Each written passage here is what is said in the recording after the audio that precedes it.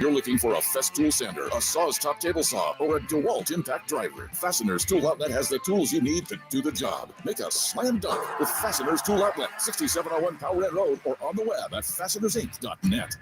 Come check out Capital Casino, Sacramento's #1 poker room with the most variety of table games in the region in a safe and friendly environment. Plenty of well-lit parking available, conveniently located in downtown Sacramento. And remember, Capital Casino has the best food, the best service, and the best action. 411 North 16th Street in downtown Sacramento. For more information, log on to capital-casino.com and please gamble responsibly. 1-800-GAMBLE. Why have over 2 million people trusted their bath remodels to Bathfitter? When a normal day is anything but normal, we fit your schedule with our unique tub-over-tub process installed in just a day with no demolition. When high quality is the only quality that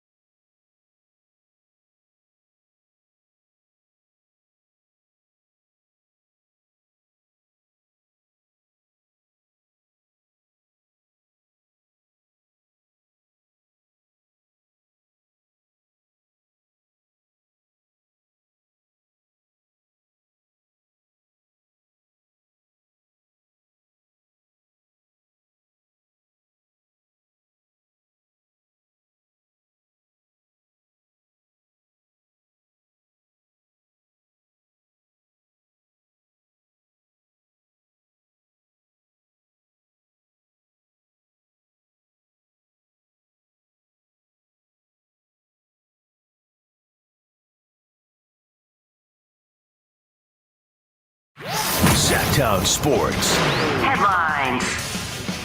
I'm Chris Verlad with your Sactown Sports headlines.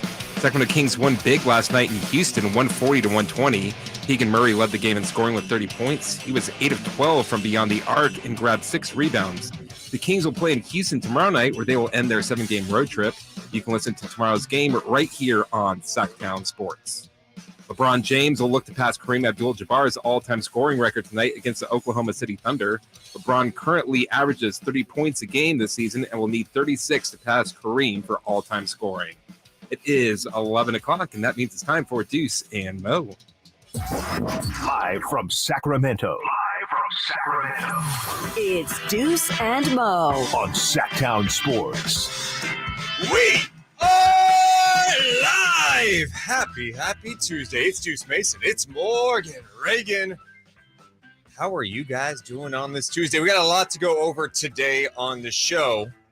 We do have a Kings Hour coming up at 1 o'clock. Frankie and Chris in studio with us because we are inching closer and closer to the NBA's trade deadline. Rumors galore. Plus, the Kings are coming off a 20-point victory last night against the Houston Rockets. It's also Super Bowl week, but for some reason, I feel like Super Bowl weeks don't have the same punch anymore, Morgan. Ooh. I just don't. Is it us or is it them? No. I think it's simply there's just so much content nowadays. It's content overload. And some people are like, I can only hear so many stories about Patrick Mahomes' ankle and the Eagles taking on their former head coach and Andy Reid. I think some people are like, just bring on the game. Now, if you're in Philly, you're in Kansas City, of course you care about this. This is a big time deal. But outside of that, I feel like around here, it's like, dude, the Kings are playing good basketball overall this season. They're in the playoff race. They got their 30th win last night, and the trade deadline's coming up in a couple of days. We don't know what's going to happen. Yeah, I mean, we're in an NBA city, right? That's one thing. But two, when you're in an NBA city and your team's actually performing the way that they are performing, how could you not want to talk about them? It doesn't matter if they're beating a Houston Rockets team on a Monday night, baby. Oh, appreciate the YouTube chat popping. Adrian already putting out some vibes. He says a Kings trade will be made between now and 2 p.m. today. What? Really? That's what Adrian says. If Adrian, the YouTube chat at youtube.com/SactownSports1140 says it, it's probably happening. By the way, if you are in the YouTube chat or if you're driving around, you should go to the YouTube chat, youtube.com/SactownSports1140, where you can watch the show and chat with other fans. And while you're there, make sure to hit the thumbs up button. We're trying to keep the momentum going. Hitting the thumbs up helps this channel grow so everyone can see that there's content from 6 in the morning to 6 p.m. at night on this very channel. Morgan, I think we have to start with last night's Kings win over the Houston Rockets. Win? Yeah, believe it or not, they won. The Kings won. Fire it. I forgot. Yep. I forgot. It's always a good time. I feel like, it's funny when they fired the laser last night at Golden One Center, it wasn't full blast. It was just kind of dim because it was like, it's the Rockets. It's by 20. You gave up 72 points or something in the second half. No.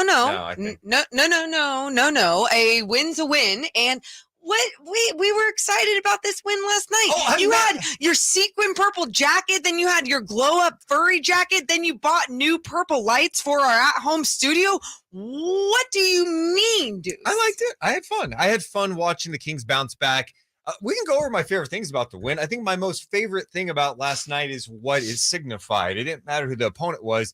It was getting your 30th win of the season, which matches last year's win total. And let's be honest, it's not like the Kings franchise history has been chock full of 30 wins each and every year. In fact, they've only had 40 or more wins as a franchise in Sacramento 8 times in 38 years. So appreciate the moments where you get a 30th win of the season for sure. Yeah, no, and I think that's where you're at, right? We were hoping to get that 30th win on Friday against the Indiana Pacers. Where'd that game go? Crap. Then they're like, okay, let's try to get this win against a shorthanded New Orleans Pelicans team. Get that 30th of the season. Crap. Then you head into Houston, you go, if we don't get things done here, then the season's over and all hell is going to break loose. And instead, the Kings, they got number 30. Deuce, this is a time to celebrate. I don't care if it's against the Houston Rockets. It's something we have not seen in this city year after year at this point in the season. They went 30-52 last season. The next win would match the win total from the previous 2 seasons. In 2021 and the 1920 season, when they won 31 games. Oh God. They did win 39 games in the 18-19 season. The last playoff team, by the way, that 05-06 Kings team won 44 games. And the Kings could get there this year if things go well down the stretch for this team. Yeah. Are you still feeling good about that? Oh, I still feel good overall about it. I'm just saying, like, if we just take big picture wise, I feel great about where the Kings are at. I'm excited to see what the trade deadline is. Yesterday's win. My favorite part was seeing De'Aaron Fox come back. And Fox missed a couple games. And, it's tough without the guy. I think some people, I still don't know if people fully appreciate how much he has grown this season as a player. Thank you. It's not just like numbers. We're obsessed with numbers. Hey, 25 points a game. No, man, it's how he's playing. Yep. Right? It's how he's pushing the pace, playing with pace, getting in the paint, the mid-range, what he's doing defensively. He's talking a lot more. He's jawing at other players. He's playing with more of an edge. And last night, although he missed his first 3 shot attempts, he came out aggressive, got the Kings some good looks. And I loved how he played. When you look back at the win over the Rockets, you're not going to be like, You'll oh remember my it God, forever. his 16 points were crucial. But like, it's the way he played in that game. He didn't have to play 30 minutes. It was nice to have him back. That's it. He played under 30 minutes. He only played 29 minutes in this game. And then you talk about the way that he came out in this one. He had that play in the beginning of the game where he had that chase down strip on Jalen Green, knocked it off his thigh, going back the other way to the Kings.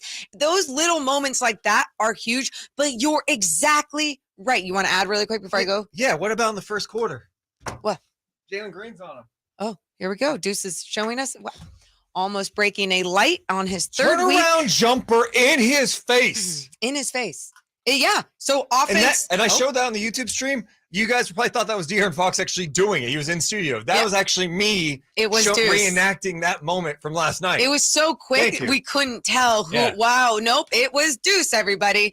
But going back to my whole point and your point too, to being what De'Aaron Fox is this season and really appreciating what he is this season, his 6th season in the NBA. He is so much more than the numbers that he is putting up. He is that leader that everyone has wanted to see over the years with him here. He is that guy that you can depend on in more ways than one. Vocal leader, on the court leader, with his game, a little bit of everything, Deuce. It has been so fun to see where he's taken his game this season. And that's what I think is underappreciated. But I think it's underappreciated because so many people are going, is this real though? Like, it's real. It's consistent. It's night in, night out. It is real this time, people. Believe what you see. We also have some breaking all-star news at this hour. What? Neemias Queta has been named to the NBA G League Next Up All-Star game. Come on, do it. Do it. No? Give us the good. Yeah, that's great. It's always a good time.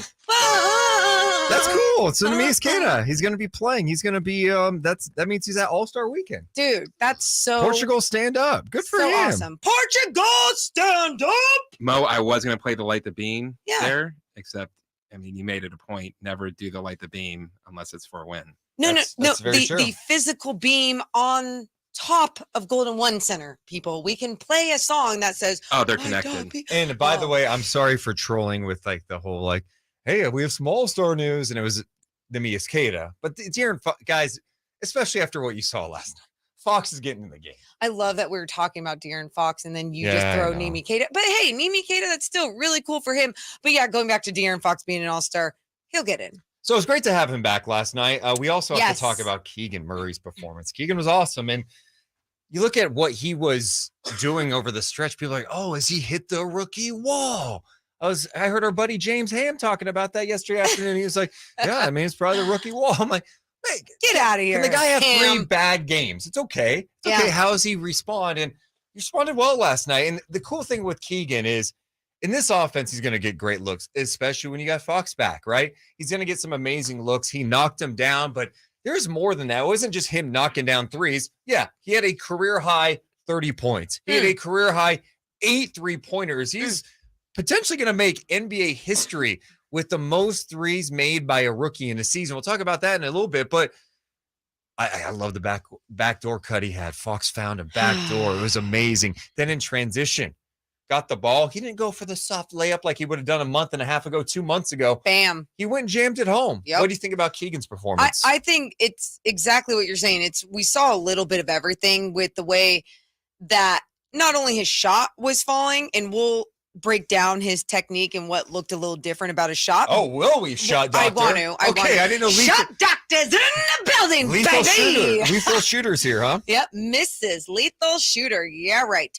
But what led to him also, in my opinion, having that type of game was the way he was moving without the basketball, was the way that he was running his lane in transition. Kevin Huerter had to steal, pass it up for him. Like you said, going to the rim with authority. Didn't just lay it up, have someone block him. He had something like that toward the end of the game.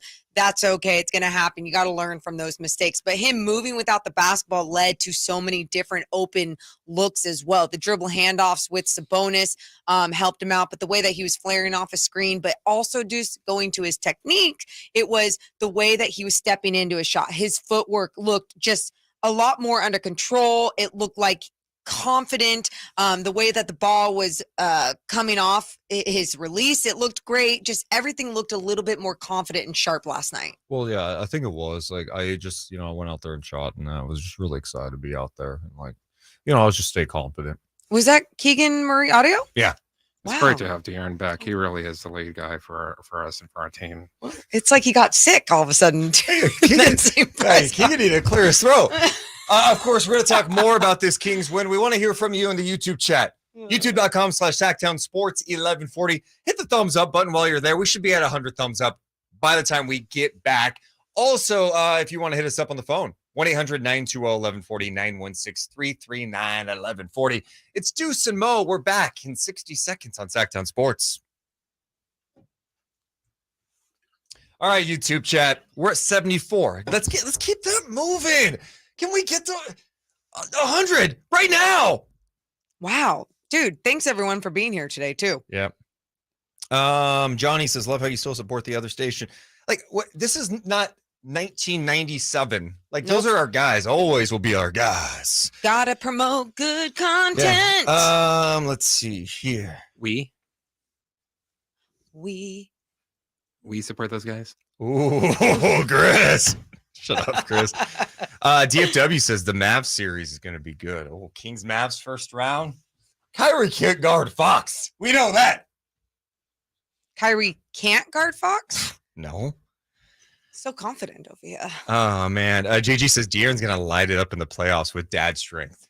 Oh, is that a thing? Is that what happens after you have a baby? You have some dad strength? My dad was really strong after he had me and did like a whole bunch of illicit drugs. Like, he was able to break into any building he wanted, like break into stuff, steal. Like, it's crazy what that can do. Yeah. Is that what that drug does, huh?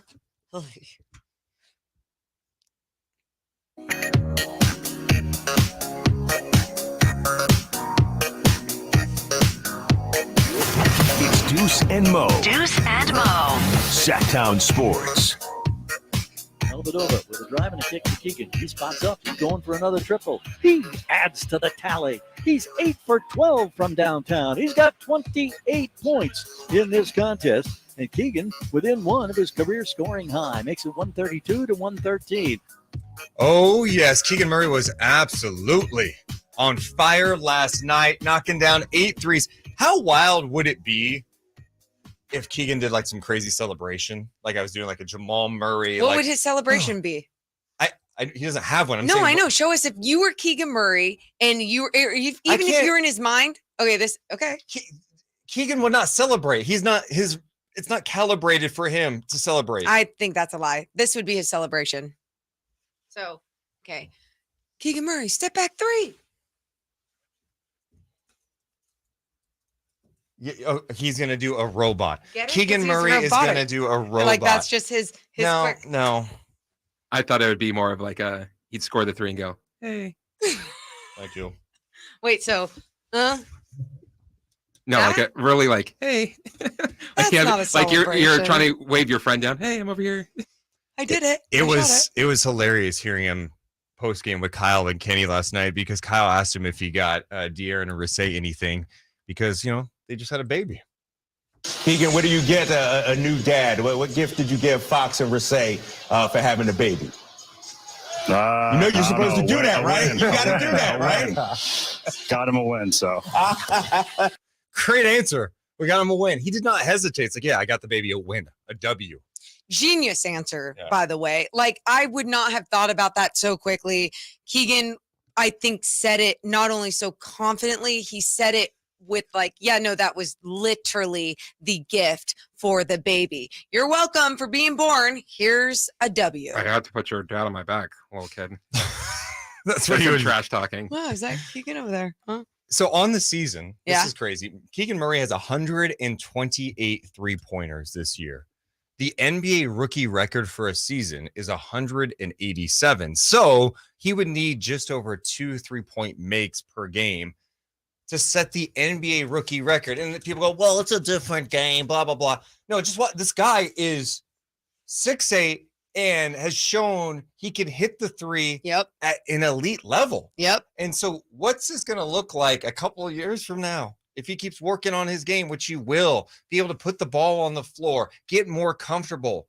He's already shown the growth in this season. Mm-hmm.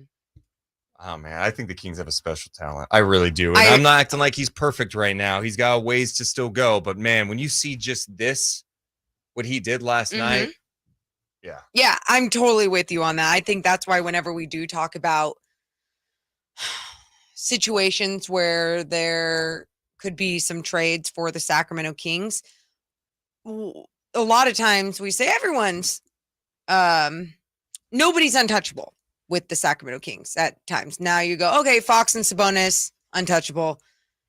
You got to start looking at this, putting Keegan in that category. Rookie year, what he's able to accomplish, 6'8", long. Like, he's that modern day NBA. When you have that skill to shoot the ball like that, that is the number one skill to have as a long, tall, big player in this league.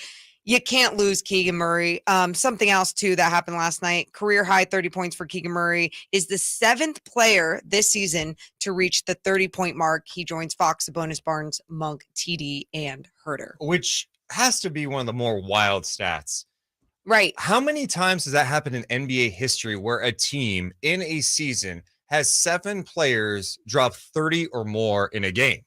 It's incredible. Yeah. I mean, you think about how these players are dropping those 30 points too. It doesn't feel fluky and weird. It feels like there's enough good basketball to go around for someone else to produce on night in and night out. And I know you throw TD on that list, and you go, oh, well, there's so many DMPs for him and everything. But at the same time, you look at that special night that he did have against the Brooklyn Nets on TNT. It was so needed. It was so fortunate that he was just on fire and producing the way that he was. We got to get to the want.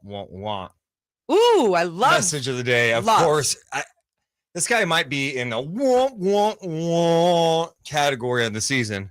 What? Scotty says, Buddy has 80 more threes than Keegan this year. Read the room, dude. Okay. Okay, what does Buddy have to do with anything right now? And we're going to play a game called How Many More Threes Has Buddy Taken Compared to Keegan? Ooh. Is it actually a lot? You want to go? Are we serious? Is a lot. So Buddy Hield has taken 486 3-point attempts this season. Okay. Okay, that's a lot. And by the way, he plays... Let me look here. He plays 32 minutes a night. Okay. And he's taking 486 3-point attempts this season. Okay. That's a lot. Just for context. Keegan Murray, go to his basketball reference. This is me doing this on the fly. I love so it. Stay with me. Yeah, Here. you're chill. This is good. Keegan Murray has taken 310. That's so a lot more that Buddy has taken. 486 versus 310. Mind you, Keegan Murray is shooting 41% from downtown.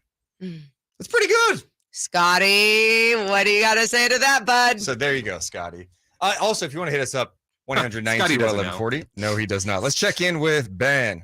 What's up, Ben? Do you want to fight right now? You have had me on hold, and I am so mad that you absolutely disparaged Herter's defensive player chain. Okay, a couple things, Ben. Ben, I didn't realize that when you call, you automatically can just pop into the show. I didn't know it was your show, Ben. I'm sorry. We're talking about other things. I forgot about you, Ben. That was a little rude. I'm sorry. It's okay. It's okay. It's okay. Mo, I love your idea. I think light the beam should be like the new, like, let's go. Just like light the beam. Like, I feel like that could be a new catchphrase. So I'm totally with you on that. And I think that's a genius thing to say. What? We're not moving on from what he just came in hot with. Okay. It's acting as if I'm disparaging Kevin Huerter's defensive player of the game. No, I just thought Kevin had a few nice defensive plays. Talking about deflections, he had that one early where knocked the ball away, went back to the Rockets, and he blocked, I think, Jabari Smith's shot. Really nice sequence. All I'm saying is a defensive player of the game chain probably shouldn't be awarded when you give up 72 points in the second half and 120 to a Rockets team who is the worst scoring team in the NBA. It's not like a shot at Kevin. Dude, I totally hear you, but a win is a win. So when we win, we have to reward somebody to keep this team going, right? Yes, yes, Ben, yes. So let's paint a little scenario for a second. Paint it. Let's say the Kings had an offensive player of the game chain. Yeah. And the Kings score like 82 points, but they win. Are we awarding that still? Well, they'd probably give it to the player that helped them win. No. Okay. God. Okay. My point is we just have to have we're trying to Mike Brown's trying to change the defensive culture, right? Mm-hmm. And trying to get the buy-in. It's been frustrating to see some of the defensive breakdowns at times this season. We've seen the growth too, for sure. I just thought last night, I just thought it was funny. I'm like, dude, they give up 70 plus points in the second half. The chain, we keep that away. Maybe you guys get the chain. I'd even make a point. Hey, no defensive player of the game chain. Maybe if you can hold the Rockets under 30 points in every quarter next time we play them, we'll give it back out. Okay. I see that. Even if we win, it's one of those situations where it's like, guys, we did not do anything good defensively. Ben, why are you switching on me? What the hell? Mo, this is not about you, okay? I also want it to be known that this is not that serious. I'm not doing like some sports radio shtick where I'm like, guys, I'm just disgusted by this. Why is there a chain being rewarded? What kind of message does this send? I mean, I'm joking around. So if any Kings fans are listening going, man, he's just really trying to suck the joy out of this. Okay, they won the game. It's not that serious. We're having fun. Thank you. Yeah, I get it. I think it's right. You know what? If there's a bad game, hey, that's more incentive for these guys to work their butts off to get one next game, even if they won. So, yeah, Mo, I still love you. I'm on your side. Thanks, Ben. With the light the beam. But I love you guys so much. I'll let you go, get on with your show, and keep having a great day. All right. Thanks, you Ben. too, Thanks, Ben. Ben. After I wasn't on either side of the fence, but after listening to that, Yeah. I think there should be a defensive player of the game after every win. Thank you. It's like the Oscars. Like, you have to give it out.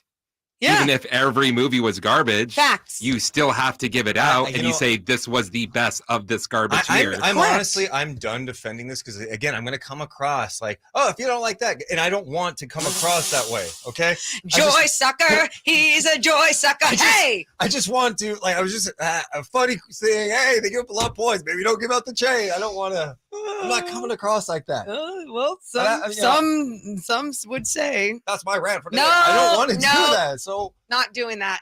Not all doing right, that. we'll talk more about Joy this game sucker. coming up. NBA trades. The rumors are out. LeBron going for a record tonight. We'll talk about it on Sactown Sports. Oh, the discomfort I feel. Why? You Bradley called. What I love about Leezy, he goes, Ben, getting a lot of phone time. Oh my! You guys are so sensitive. You know, it's so. I love Leezy. There is not a show in the world that lets callers talk as much as us. And people, why do you let him talk so much? I'm like, because I'm trying to have a conversation. Now Leezy's got a stopwatch out going. Well, Ben's been on. I for a appreciate that second. about Leezy. I appreciate that. Hey, make sure if you're in the chat, hit the thumbs up button. Let's get to 150. We're over 100 now, but we got close to 300 here. Let's keep it rolling. Make sure to hit the thumbs up and make sure to subscribe. I have been trying to tinkle for a while now, and I have to go. Roger wants to know when Silver will announce replacements. Maybe Deuce knows when he comes back from It's Tingle Time.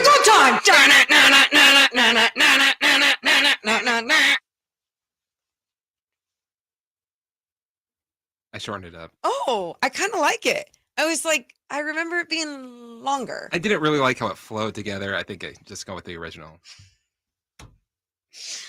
And I accidentally deleted it from here, so no. Well, I just played it, so I have to put it back in the system.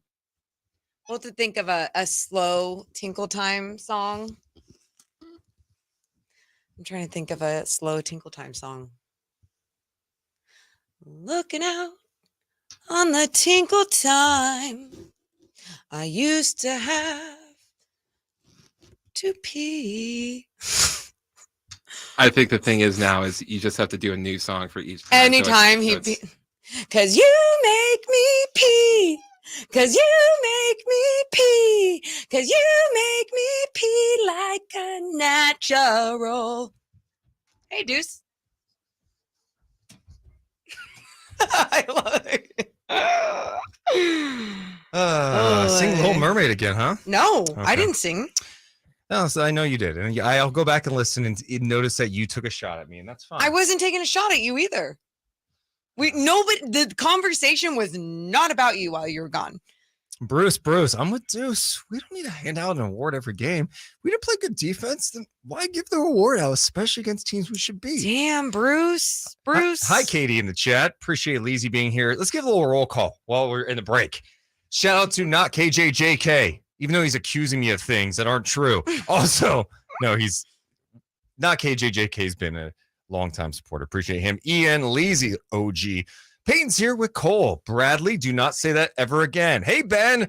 What's up, Patrick? MKMRO. Rory's in the building. Hey, Roman. Jasu, Roger. Hey, Don. Who else do we have? We mentioned Katie, Adrian. Wilson. What's up, Willie? Appreciate you guys being here today. Just drop the link. Drop that link. Get to 150 thumbs up, please. Thank you. Oh, thank you. I'm gonna drop that link. She gonna drop that link. Someone you're asking when is Silver gonna announce it? I don't know what the timetable is. That's a great. Let's see. Adam Silver injury replacements 2022. I imagine if they do, let's see here. So he named Jared Allen last year as an injury replacement. That happened. This game was February 20th. When did this come out? Hell yeah, Kyle. Okay, so he announced it was February 20th. I'm sorry, February 14th when he announced Jared Allen, and the game was on the 22nd. So maybe they announced it like either tonight on TNT potentially, or if they want to make it a thing, or on Thursday. I don't know. Does that guy on the TV kind of look like what's his name? PR lawyers? Does Mosley Collins, a longtime attorney, look like Raymond Ritter? No. And that's so inside. It's crazy. That's funny. All-Star Weekend is next weekend. Oh yeah. What is that considered? Sactown Sports Headlines.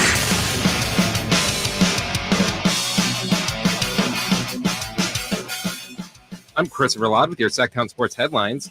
Sacramwnto Kings won big last night in Houston, 140 to 120. Keegan Murray led the game in scoring with 30 points. He was 8 of 10 from beyond the arc and grabbed 6 rebounds. Kings will play in Houston tomorrow night, where they will end their 7-game road trip. You can listen to the game right here on Sactown Sports. LeBron James will look to pass Kareem Abdul-Jabbar's all-time scoring record tonight against the Oklahoma City Thunder.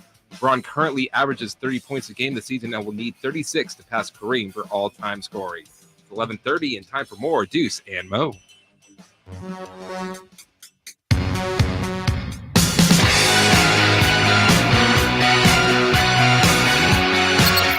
Deuce and Mo on Sactown Sports. Did you feel kind of bad for Steven Silas last night? Yes. Yes, I did. I'll have to look for that audio. I thought I had it. As you look for it, I won't talk about what he was saying, but just know you could feel his like desperation, sadness, it just seemed defeated with the way that he was talking about his team last night. And I like Steven Silas. And what stinks about this is that he's probably on his way out too. You know, he's trying to get the most that he can out of this very young team, but you can only get so much out of a young squad if they're not going to give something back. Everyone talks about like, hey, tank, this is what you want. But I think like this is the challenge when you're trying to do that, where it's like, hey, we're trying to build through the draft. Is this experience for Jalen Green good to go through?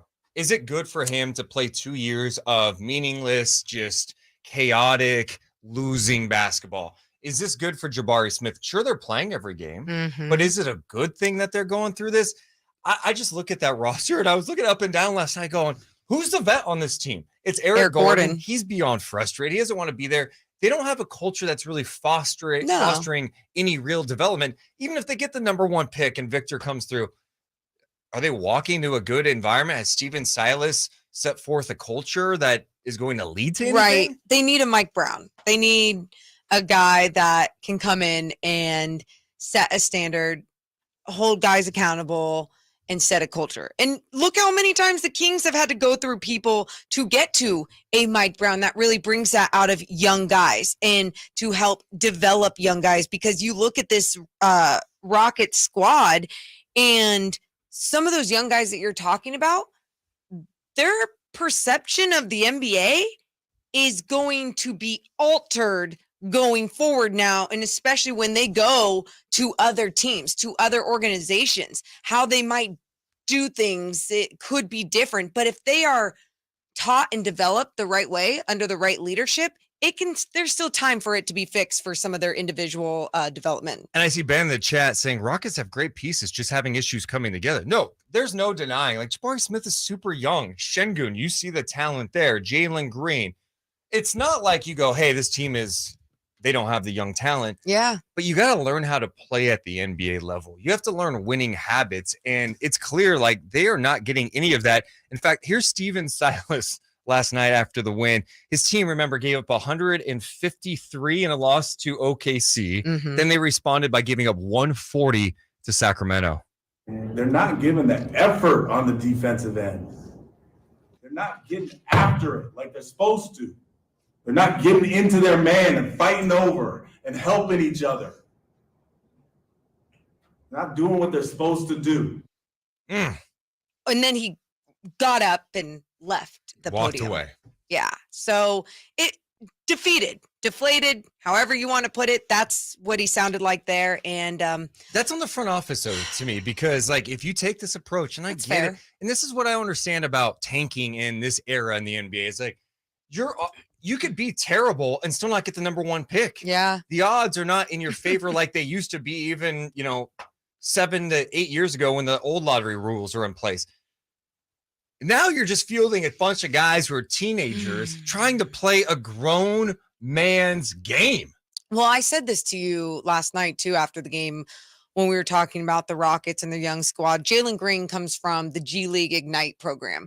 And that's the program in the G League that is like, they're like the, I don't even know what you want to call them in the G League. They're basically the team that the G League wants players to go to so they don't go overseas, or to college. Yeah. Or to college. So they develop here while still making money, and they're super talented. Jalen Green comes from that, and they also do a really good job of teaching you off the court development as well. But then if you're just going into the NBA and you're going to a bad program, a bad organization that isn't going to hold you accountable for what you are and are not doing correct, then it's going to stunt that growth. And I think that's what you're going to see in a few of these Houston Rockets players. Yeah, kind of felt bad for him. I do too. But then again, how many times was Alvin Gentry getting pissed last year? Remember, he's like, I'm embarrassed. I'm embarrassed to play like this in front of the home crowd. He was pissed many times It's refreshing not to hear that as much this year. It's so refreshing. So Yeah. I might feel bad, but I'm also sitting here going, I'm so glad it's not me. I'm so glad it's not the Kings. Like the amount of years the Kings had players that could have developed here, but we're never going to, with obviously DeMarcus Cousins being here and the organization and what it was. I also think it's good that Keegan is in a situation where there's not a ton of pressure on him to go out there and perform at a super high level. He gets to learn by playing meaningful minutes in meaningful games where a team is like in the playoff race. With good pieces around him, teaching him how to play basketball at a high level, not him trying to elevate everyone else's game. It's interesting what you're saying about the Rockets, because that's a lot what John Wall was saying in that interview a few weeks ago. I don't know. I didn't see the full thing. I know Couldn't he tell if was. you're I joking. just remember he took a shot at someone.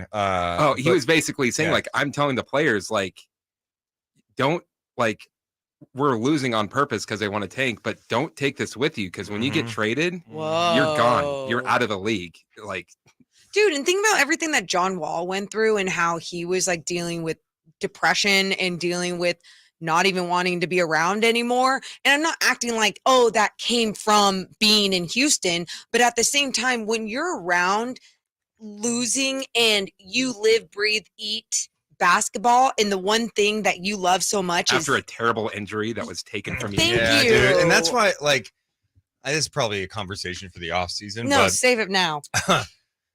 this is where I don't have a real solution, where just the NBA lottery sucks, because when you incentivize losing, even though they don't incentivize it as much as they did in previous years, this is what's going to happen. Teams are going to like, fine, we're going to do this. I mean, we're just going to play a whole bunch of young guys and we're going to lose as many games as possible. And hopefully we get Victor. Victor But Wembanyama. do you have the culture and the infrastructure in place to help Victor Wembanyama reach the new heights? You're putting a lot of pressure on some like 18-year-old, 19-year-old kid to come in and be the guy right away. It's your franchise. It's not fair. It's not fair to any of those guys. It's not fair to those guys. And then you do see other organizations, like obviously the San Antonio Spurs organization, where they're young. They need to grow. They need to develop. But when you go into San Antonio or when you play the Spurs, you still question. You go, hey, Greg Popovich has them playing disciplined basketball. So there's still this chance that they could pull out this win or that they're going to play basketball the right way. Steven says Eric Gordon is too nice. He doesn't deserve to spend his final seasons on a young trash team. I'm with you. I hope they trade him at the deadline. Yeah, and get him in the spot. He could play. He can't. Well, I mean, think about how many people have been talking about that. And then you're seeing all these people wanting to talk about fireworks happening at the trade deadline. You know, what is Houston looking to get for someone like Eric Gordon? Because Eric Gordon could absolutely play on a contending team. Coming up at 1, by the way, we're going to have a Kings roundtable. Frankie Cartoscelli, Chris Watkins will be in studio. They're actually going to be in Salt Lake City next week for the All-Star game. I know. Damn. I know. I'm so excited for them to not only be there and to have that experience, but to cover everything that's going on with the Sacramento Kings guys. Ooh, you're going multiple? Kata's going. She said it. Namias Kata's going to be there. Yep. Portugal, stand up. Sabonis will be there. Is Kevin Huerter going to be in the 3-point shootout? I think Keegan Murray should be in the 3-point shootout, to be honest. Put a rookie in there. If he's about to, he is going to set the NBA rookie record for most threes. Put him in the 3-point contest. If Fox is not in, Adam Silver, dead to me. Really? Actually, Adam, don't come back to Sacramento for a game. Wow. No, flat out. If you don't put Fox in the game, you are a casual commish. I don't want a casual commish. You are a cash. I don't want you around. Don't talk about Adam like that. I'm talking about him like that. You know who would put? David Stern would put him in. That's why you got a street named after him. Yeah. David Stern would put De'Aaron Fox in. He knows hoops. Okay. We'll talk some more hoops coming up. It's Deuce and Mo on Sactown Sports. Hey, YouTube chat. Turo says hit the like button. Yeah, let's get that to 200 soon. You're right. I think you know what? Last, you mentioned David Stern would put the Lakers in the finals against the Lakers. Yeah, Anthony Davis would probably get in the All-Star game. You're right. Don't be trashing Adam when you know exactly what your boy Stern would do. David Stern would be, hey, Austin Reeves, let's put him in the skills comp. Westbrook. He's not that bad. Dude, you see that there's talk about a Westbrook to Utah trade where Westbrook would be traded along with those 2 first-round picks to Utah for Conley and Malik Beasley. I'm going, dude, the Lakers are that desperate now. They may give up those 2 first-round picks like that. I don't think there's no way. And then I guess Utah would buy out Westbrook. Where would he go as a free agent? Yeah, where would he go? You know, Monty McNair actually spent time with him in Houston. I know. I mean, and I don't care if he's coming off your time bench. out, Absolutely if not. Westbrook was a free agent, No. and he could come up. No. Why would you? You're Just joking. kidding. Yeah, I was like, I'm why not would in you on even- it. But would someone sign him? I would say Yes. absolutely. Who? But then that's the thing. You're signing him to come off your bench. You're not signing him as a starter unless you're like what, Detroit? Go back to Oklahoma City. Even That'd there, be kind of fun. That'd why be a would good you story. Go back to OKC. Yeah. Sure, finish off there. Lizzie even says hate Westbrook to the Heat, please. Hey, Bye. I love that idea, honestly. Ooh, make him play some disciplined basketball under. Yeah, Eric maybe it Spoelstra. revitalizes his career. You know, Lowry's sitting out the next few days. There's a lot of talk that Lowry is going to get traded. Like, it's just not working there in Miami. Dude, can we get a trade during the show today? I know. Oh, Come on, put out the good. Woj bomb, let's go. Did you talk to Adam Wojnarowski for Thursday? Adam's been tough to get a hold of, believe it or not. What is he, too busy? He's Woj's brother. It's a busy week. I mean, come on. But he's not like he's Woj's brother, but he's not like. Do you love how all the different liquids I have? Yeah, I what the juice, hell? coffee. Have you ever had Olipop soda, people? It's not even a soda. It's like sparkling tonic is what they call it. What's it called? Olipop. Olipop. Yeah. Like Ollie, like Olly. Olipop? O-L-I? I don't know. Do you know the name and you're just trolling me right now? No, I don't always know. think Chris is trolling Ole us. Anderson Pop. Every time Chris See, here's the speaks thing up. with Chris. Every time he says something, there's a slight smirk and you're like, Mm-hmm. is he trolling right now? Yeah. Like Yeah. when my grandma died, he's like, "I'm sorry," and I'm like, "Are you?" Yeah. I Dude, never said I'm sorry. I'm telling you, if soda's bad for you. We all admit that. Yeah. Woo, soda bad. Sparkling tonic. This is great stuff. What's in it? Unless you're like one of those people who are like, oh, I love the real thing. It's like, oh, you mean you just love like sugar and toxic chemicals? Let's hear the Yeah. ingredients. Yeah, tell us. Let's see. Purified water, chicory root, Jerusalem artichoke. What the hell is Yeah, that? what are you I drinking? don't know.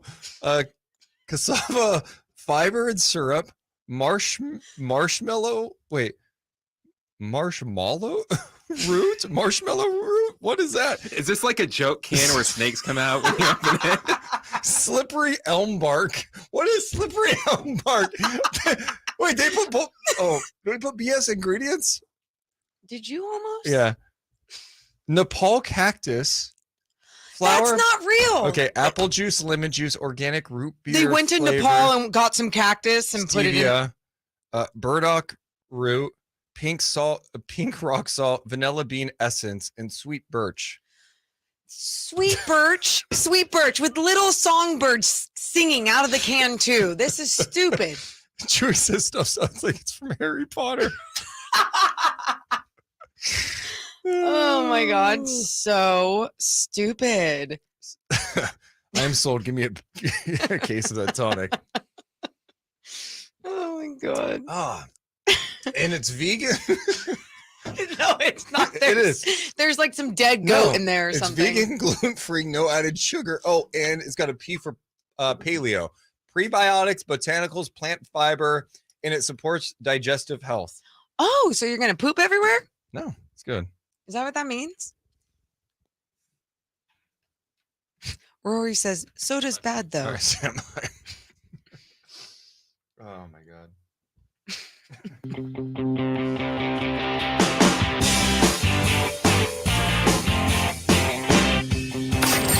Live and local. It's Deuce and Mo. Watch the show now on youtube.com/Sactown Sports 1140 or listen for free on the Sactown Sports app. Yeah, we're always live on youtube.com/Sactown Sports 1140. When we go to commercial, we stay talking with the chat because the chat is great. Oh, They make yeah. us laugh. If you're there, make sure to hit the thumbs up button. It helps the page grow so more and more people know what's happening at Sactown Sports, with shows 6A to 6P, including us, Monday through Friday from 11 to 2 p.m. Give me a hell yeah. At least for the time being, right? Yeah. We may be done here in a month. Yep. I didn't even know where he was going with this, but yep. Well, there's a new boss. Oh yeah. Yeah. If he doesn't like us. It's kind of like when you hire a coach before a GM, Ooh, right? Yeah. When does that ever worked in sports? You hire a show before you hire the boss. I mean, we're meeting with him on Thursday. That could be our final meetup in this station ever. We're meeting with him, or is he meeting with us? Which one's the bad one? No, for us, it's a power play. He is meeting with us. We have to establish ground here. Okay, what do we say to him? Brian, we're meeting with you. When he says meet at 11, we go, no, meet us here at 11:05. Oh, nice. I think we're just gonna be polite and go to his office. And then once he comes, then you go, just give me 5 more minutes. Hey, just 5 more. And then you take 15 minutes. Yeah. Okay, let's go. We gotta establish. Oh, some am I ground rules. late? Oh God, I would have so much anxiety. I hate being late to anything. I don't even care if I'm trying to establish anything. So LeBron is 36 points away from the NBA scoring record, and it could happen tonight against OKC. Just needs 36 points. Can he do it? I saw this piece in the Athletic today that made me laugh. Is how many father-son duos LeBron has played with in the NBA, and it had the points with it. Okay, he's played 9 father-son duos during his time in the NBA. Like who? Do you want the list? Yeah, I do. All right. The Rices, Glenn and Glenn Jr. Okay. The Smiths, Jabari and Jabari Jr. Wow. The Walkers. I did not know Samaki Walker's son played for the Blazers, Jabari Walker. Okay. He's in Portland. One, who in Sacramento likes Samaki Walker? It's weird how much I dislike him just because he hit a shot in an NBA game. Like, that shouldn't have counted. It's not his fault, but for some reason, I'm like, I don't like you. That's okay. Game to not 4 like him. before halftime, you launched that shot. If the NBA had a review or had the buzzer, they would know it shouldn't have counted. And it counted. And the Kings lost that game. We can also go over a list next of how many guys we hated for no reason. Yes. The Trents, Gary and Gary Jr. Okay. The Griffins, Adrian and AJ. Okay. The Robinsons, Glenn and Glenn Robinson III, former King great. The Brunsons, Rick and Jalen. The Paytons, Gary Payton and GP2. And the Martins, Kenyon and Kenyon Jr. Is it bad when you said Peyton's? I was thinking, oh yeah, Peyton Manning. Yeah, Peyton, he played against Peyton and Eli. One thing that jumped out to me is how all the players in it, why are there so many juniors? Glenn and Glenn Jr., Jabari and Jabari Jr., Gary and Gary Jr., Glenn and GR3, Gary and GP2, Kenyon and Kenyon. Why does I think that's what like people do? They're egomaniacs. Yeah. Do we like juniors? You know, my dad's a junior. That's And then their son, my brother, is a third. How unoriginal can you Come be? up with your own name. Yeah. Like, oh, what should we name the kid? Name him after me. I'm the man of the house. Ugh. I play in the league. He's gonna be just like me. Yeah, and there's not like there's any like Morgan Juniors, you know. You know what I mean. There's no like moms coming out and saying like, "Yeah, I want to name my kid after me." And I had a friend whose sister was kind of a junior. Really? Like she was named after her mom. But was it? How's it kind of a junior? I mean, she wasn't junior. Why do juniors have That's to? what I'm saying. It has to be a man to be a junior. See, this is an outrage. Okay, that was piercing. Yeah, that would be cool to like have someone in the chat was like Serena's next daughter should be a junior. Serena Jr. I like that. Yeah. Let's do that. Sure. Or just like cancel all juniors and like stop doing juniors. You just want to cancel everything, don't you? Just the juniors. LeBron did an interview with Michael Wilbon. I haven't seen the full thing, but they asked him about Kyrie Irving and not getting Kyrie Irving. How'd that feel, LeBron? Someone that I had great chemistry with and know I got great chemistry with on the floor that can help you win. Well, definitely disappointed. I can't sit here and say I'm not disappointed on not being able to land such a talent, but someone that I had great chemistry with and know I got great chemistry with on the floor that can help you win, championships in my mind, in my eyes. But my focus has shifted now. My focus has shifted back to where it should be. And that's this club now. And what we have in the locker room. That's a quick pivot, LeBron. It's a quick pivot. It don't take me long. I don't get too excited about the possibilities of things that can be. I kind of envision myself on what it can, but I don't invest it all the way until I know it's happening. And when it does not happen, I'm back locked in on the job at hand. So, we had an opportunity. I think our names was out there. The Lakers' name was out there. We had an opportunity. Didn't happen. We move on, and we finish the season strong. Try to get a bid into the postseason, where I feel if we go in healthy and we compete with anybody. Okay, stop it. That sounds you like- can't. It was wild to me just about LeBron. What? It's just things aren't coming as easy for him anymore. He's still like an incredible talent. What he's doing at his age, amazing. It's unheard of. Yep. For a 13th place team. But no, what he's doing it's pretty wild. It's just, I think he's so used to being able to make all these moves and things just work out and he gets to play with anyone he wants. Dude, he wanted Kyrie. Yeah. He thought he was getting Kyrie. I mean, he is dropping eyeball emojis after the news of the trade demand comes out. And then he did not get him. And now they're stuck with, all right, well, can we move Westbrook for anything at this point? I don't even know what you do if you're the Lakers. I don't. And I know Windhorse was suggesting today that, hey, if you're the Lakers, do you really give up those picks in the future? Or do you just kind of see what you can get with this roster for the rest of the year, let Westbrook expire, and then maybe just try to get Kyrie next year during free agency this offseason? That's an interesting way to go about it. And really quick, too, just going off of LeBron's conversation, that didn't sound like someone who is just like over it. He sounded like he was still under it and still thinking about it. But that would be probably the best route for them to go. But I'm curious, does that mean tampering along the way for LeBron and Kyrie behind the scenes? I mean, it probably does. Okay. Tampering always happens. We do have an update from Woj, and shout out to Wilson for alerting us. Don't lie to me. This is not a lie. This is just an update. I'm not saying it's a trade alert. Okay. It's something to watch at this hour. In the aftermath of the Kyrie Irving trade, Woj says, the Brooklyn Nets and Kevin Durant are having ongoing conversations on the direction of the franchise.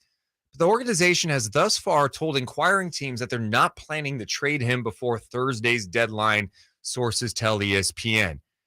Okay, so Kevin Durant, who requested a trade at one point this offseason, comes back, tried to work it all out. He was apparently stunned about the Kyrie Irving trade demand. Can't forget about the Steve Nash thing. Mm-hmm. They're currently having ongoing discussions about the direction of the franchise. Come on. This kind of sounds like KD might be on the move.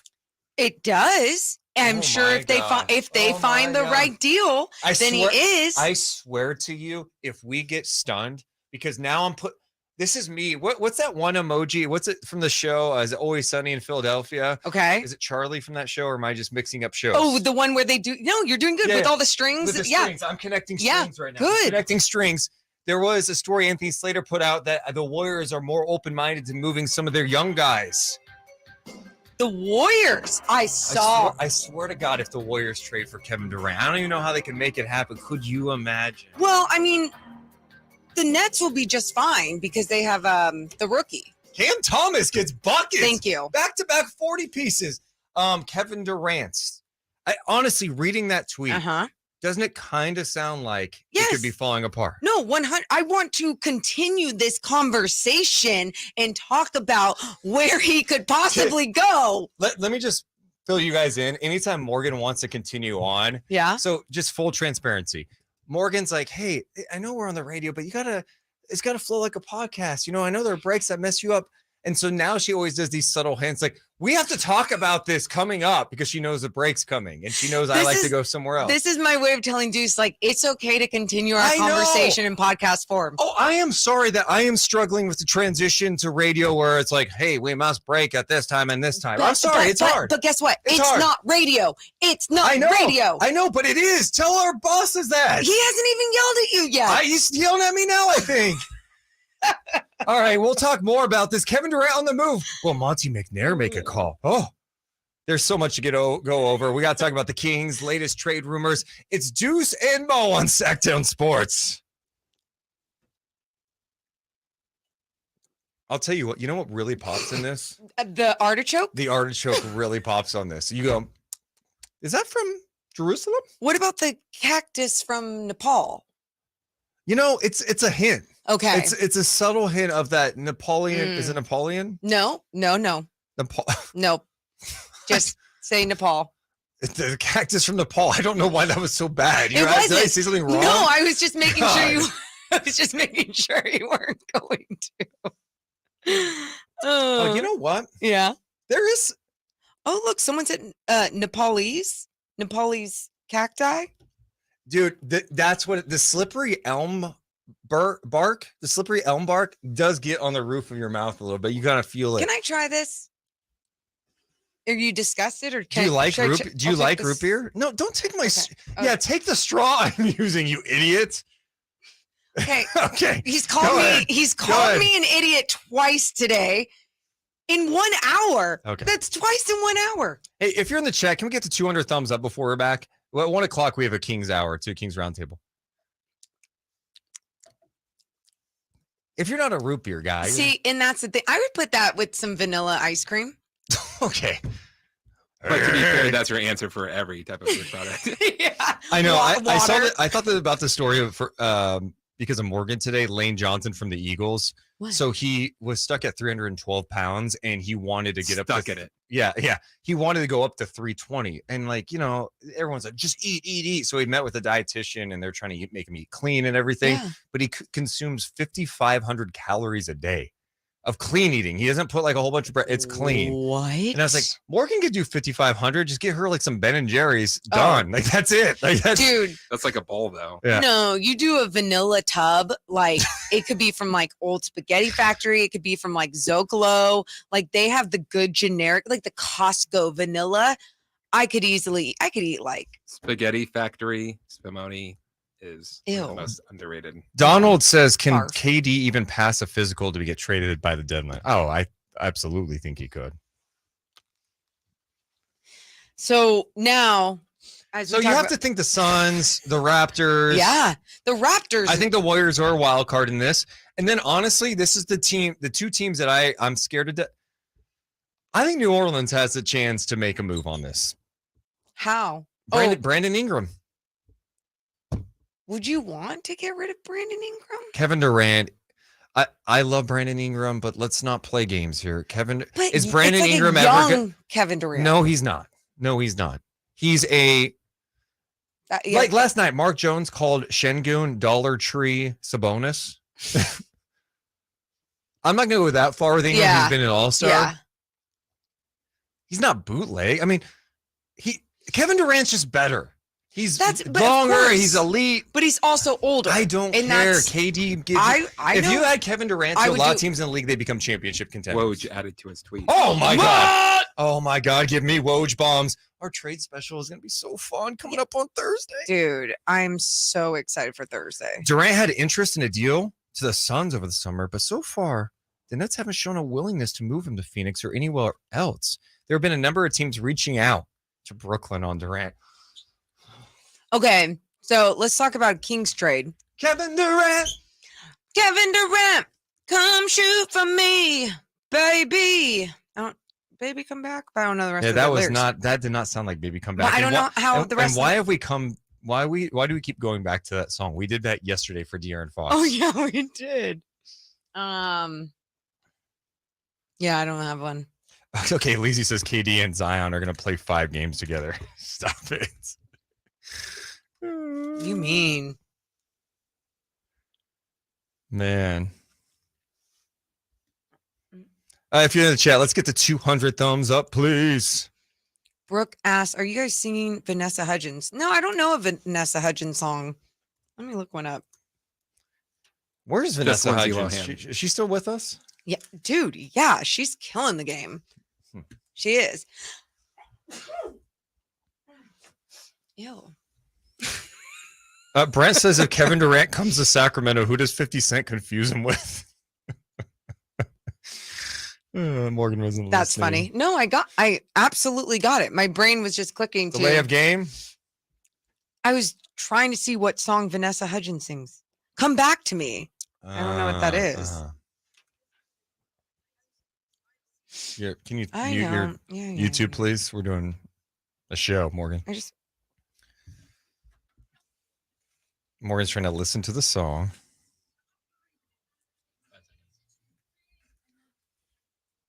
Great song, Brooke.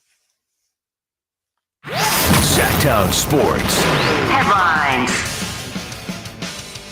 I'm Chris Verlad with your Sactown Sports headlines. Sacramwnto Kings won big last night in Houston, 140 to 120.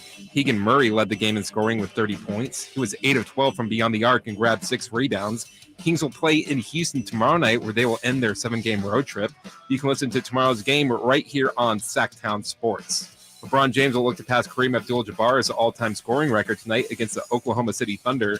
LeBron currently averages 30 points a game this season, and he will need 36 to pass Kareem for the all-time scoring title. It is 12 o'clock, and that means it's time for more Deuce and Mo.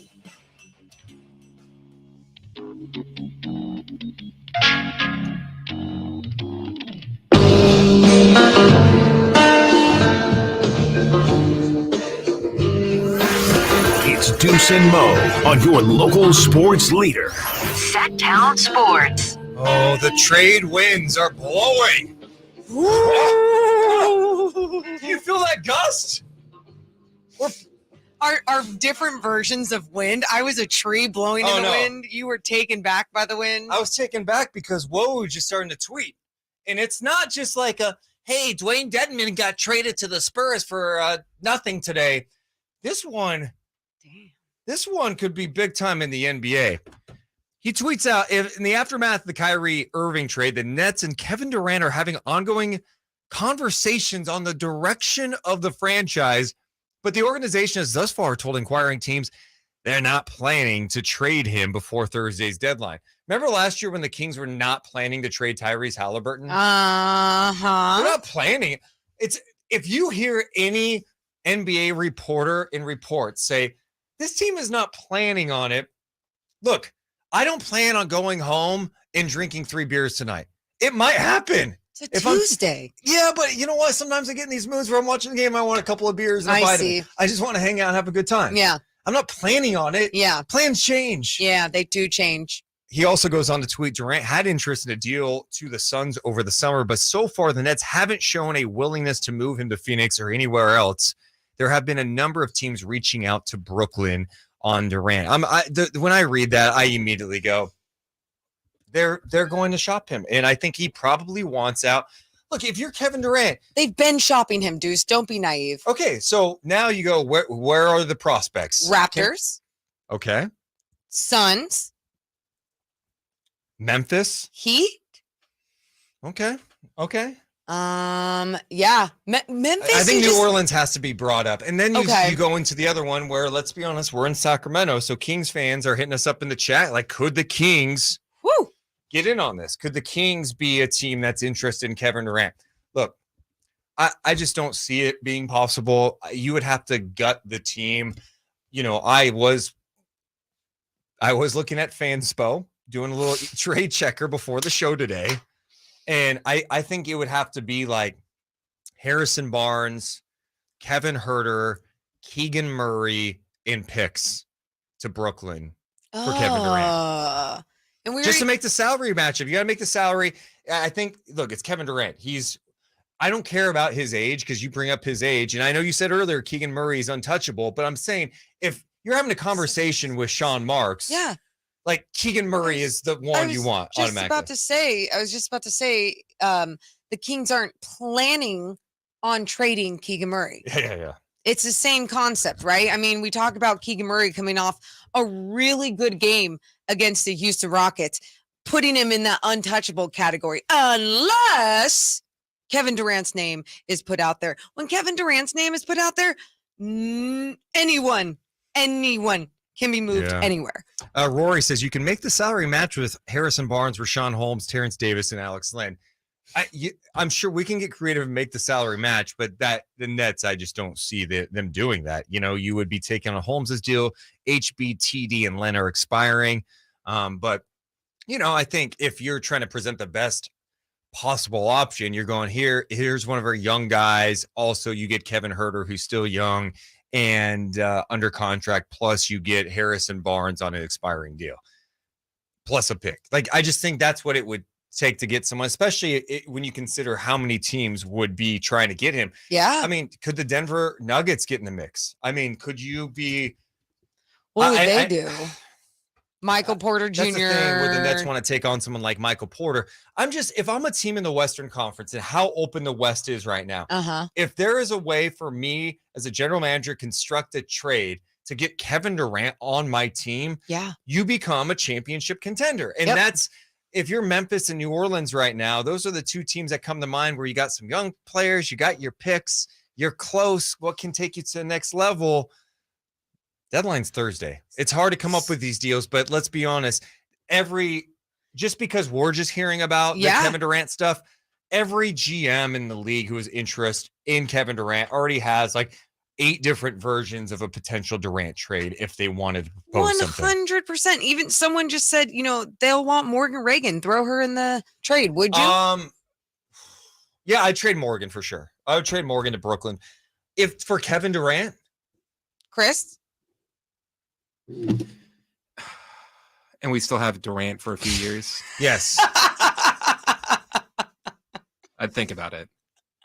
Oh, I wish there was a camera on your stupid face. I know. I said I wouldn't do this. I'd throw the beam in. I thought that was only. I'd throw the beam in. if Masai Ujiri was involved in trying to. This is Kevin Durant we're talking about. I don't even know if that trade I just proposed I would even do. Trust me, I would talk myself into it. I just love Keegan Murray so much, and think he's under a rookie contract, but dude, Kevin Durant. By the way, if you have thoughts on this, hit us up 1-800-920-1140, 916-339-1140. Also in our YouTube patch or chat. Oh, youtube.com/Sactown Sports 1140. You go there, you can watch the show live. You could see Morgan's interesting outfit, which is a Deuce and Mo crew neck that's white and blue with a San Francisco Giants jacket. It does not match at all. You look like you're getting ready to go to Candlestick. Yeah, she looks like a slob.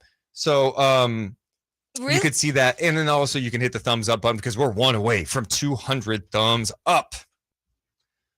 Not KJJK says, how about Harrison Barnes, Huerter, Davion, and every pick? Yeah, I don't know, man. I feel like there's no way you're getting Durant if you're not giving up Keegan Murray. You didn't even give me time to I know. Diss you back. Brooke says, Mo's jacket is sick. Thank you. Feeling good. How's this crew neck though? It's actually getting a little toasty in here finally, but yeah, dudes.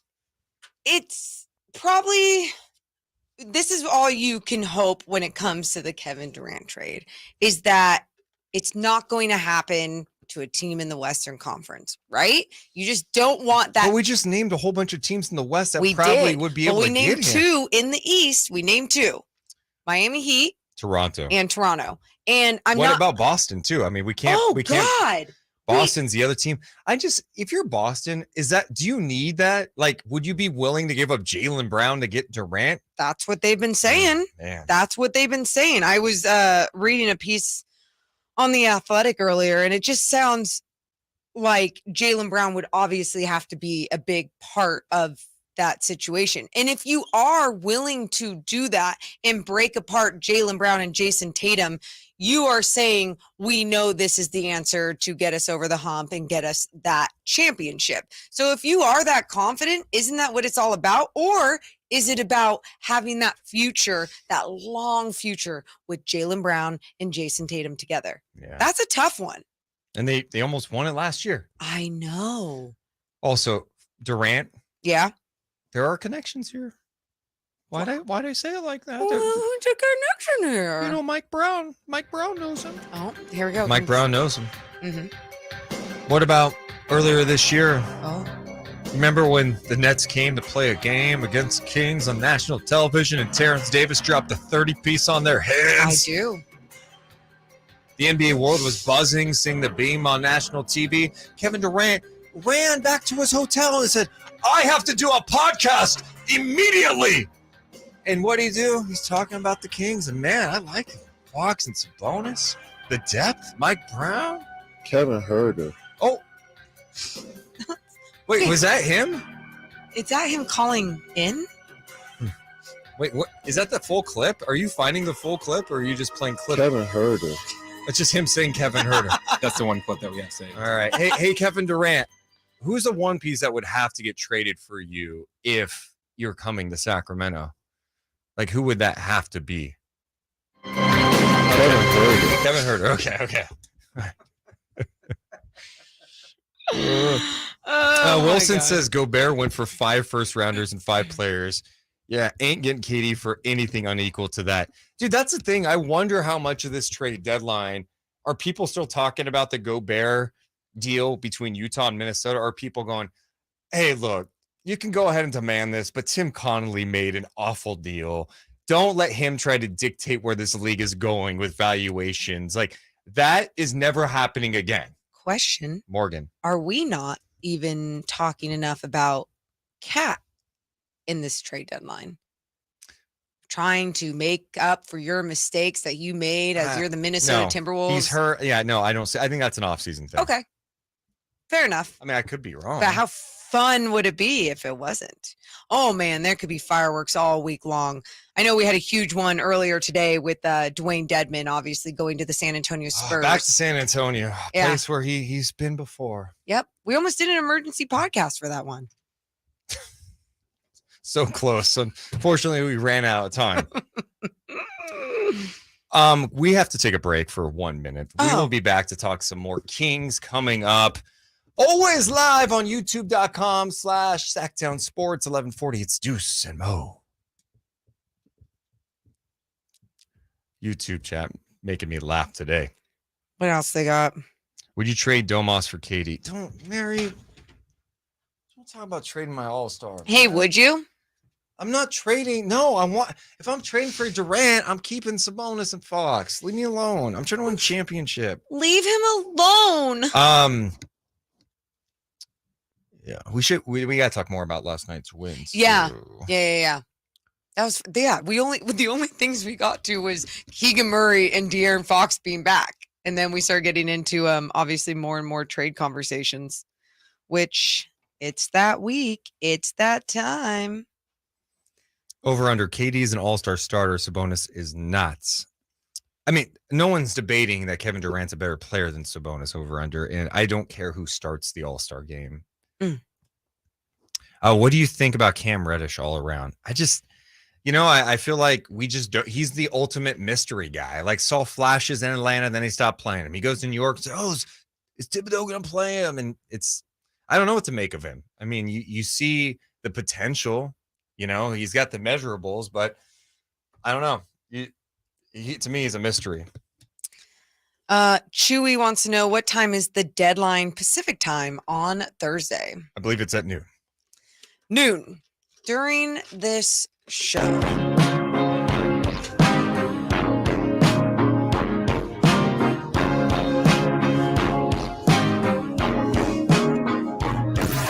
It's Deuce and Mo. Deuce and Mo on Sactown Sports. Oh, yes. Kings coming off a win in Houston. They dropped 140 points, beating the Rockets by 20.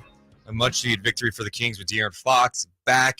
We're talking about Keegan and his big night, 30-piece. Dropped a 30-piece, a career high. Hell yeah. That was smooth.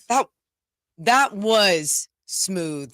And a great bounce back game, too, after a really crappy game. I just can't believe we just spent the first 12 minutes of this hour talking about, hey, Kevin Durant, where could he go? Could Sacramento make some sense? I do want to bring us back to reality for a second. The reality is it's unlikely that something like that would happen between the Kings and the Nets. Sure. But Keegan Murray, when you watch him play a game like he did last night, what do you think about his upside going forward? Well, I think we said at the start of the show before the Kevin Durant news started coming out was untouchable, right? You feel like he's beginning to become more and more untouchable when you look at trade deadline coming up in the NBA and just in general, right?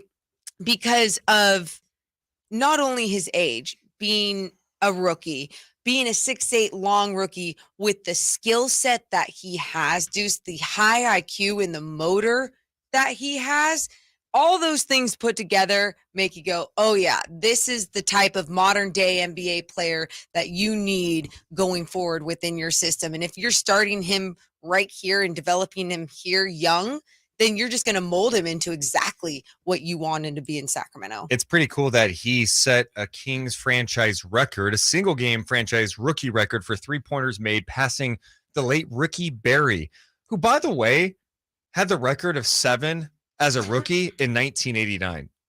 That's amazing. That's insane for that time period. 15 right now. Thank you. That is. Klay Thompson had 12 last night, 12 of 16, but Ricky Berry, like, I've talked to Jerry Reynolds about this. Yeah. He's like, he was going to be such a great player.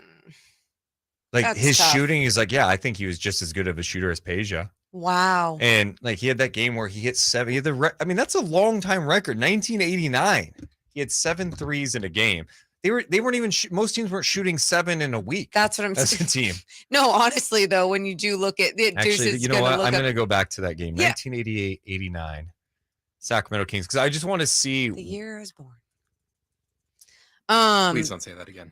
Yeah, sorry. I'm so young. Oh my god. I'm going to go back to that game because Good. I want to see how many threes were actually taken in that game. Yeah, it's pretty remarkable when you do look at it like from that perspective in that time and era in the NBA. Do you have the number? No, I'm looking right now. It would be fantastic if there's 33s taken that night for some reason. Yeah, exactly. Okay, so it was against the Warriors. The Kings won 142-117 in that game.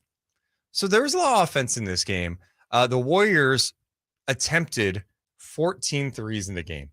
For perspective, last night, Klay Thompson launched 16 by himself.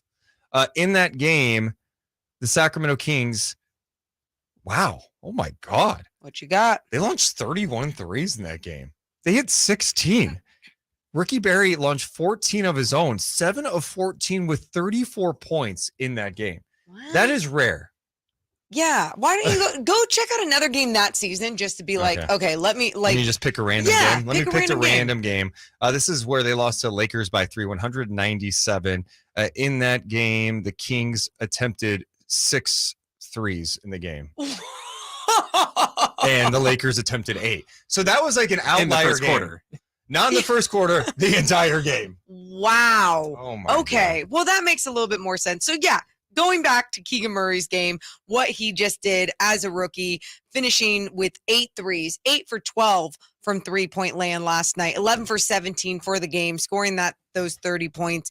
It was a great bounce back game performance by him. It was one of those games that give you that confidence in what he's going to be here in Sacramento. All right, let's check in with Alex. What's up, Alex? What's up, guys? Hey, how are you? Call and I'm good, man. I'm just happy to have you guys back on the radio. It's so good to hear your voices. You guys are awesome, and I'm just happy to hear you on a daily basis now. Thank you. Oh yeah, I appreciate that. Hey, so this talk about the Kings and Kevin Durant is so far-fetched. You know, I mean, having been a lifelong Kings fan and even, actually alive when that Ricky Berry game happened and probably watched it, when you think about the Kings where they're at now, the worst thing they could do, and they've done this for the past 15 years, is try to speed up the process, right? When they tried to speed up the process and make some move that's going to get them to the playoffs overnight, instead of just doing what they're doing now, which is making the right picks, doing the right trades when they come about, and just letting this team evolve, I think we're seeing good things happen. And so, when you think of Kevin Durant too, you think about, why is this guy bounced around so much? Usually back in the day, you'd see a good player that would just stick with a roster all this time. There's something there that is never satisfied with this dude. So even if he's, there's just something. I don't know what it is, but he's had good situations where he could have just stayed and won titles with the Warriors if that's what he wanted, but something's not firing all the time. So What I'll say about that too, because I think you do have a point there, for the most part, with Kevin Durant, bouncing around a little bit, but at the same time, I think players are more they feel more empowered too, to be like, you know what, I won here, I did what I needed to do here, now I want to be somewhere else, right? It's not so much about that loyalty to a team anymore, which makes sense because you're learning more and more that these organizations have zero loyalty to these players. My pushback though on that would be, talk about Kevin Durant. I mean, name me a great NBA player who just stays put. It's more rare than anything, right? Steph, Tim Duncan, Kobe, even though Kobe tried to leave multiple times. Durant was in OKC all those years. He grew up and he goes, I want to try a new challenge. Let me go win a ring with Golden State. He did that. And then he goes, all right, my ego's too big for this. Let me go join my buddies. I mean, I get what you're saying, but at the same time, it's not like he's been on like 17 teams or anything like that, Morgan. Alex, what I will say to your main point, though, I love it. I totally am with you on finding a way to make this team sustainable, not just making the hot moves that get you the name, that get you into the playoffs. Make moves that are going to make you a team that you can build and keep developing for the future. Sure, but Kevin Durant isn't just like a normal all-star player. No. We're not talking about trading for like, he's like Kyrie Irving. There's like Kevin Durant is one of the all-time greats to ever play the game. We haven't seen many players like him in the game. Mm-hmm. And if you had a chance to get him and you felt like getting him would not like totally blow up your team. There you go. And you believe it can make you a championship team, because you have to really consider it. You wouldn't trade Sabonis for him, though, Deuce. Because you got to pair them together. My point is with that, it was like I'm trying to win a champ, and I feel like all those pieces, Fox, Sabonis, and KD would be the thing that I would want.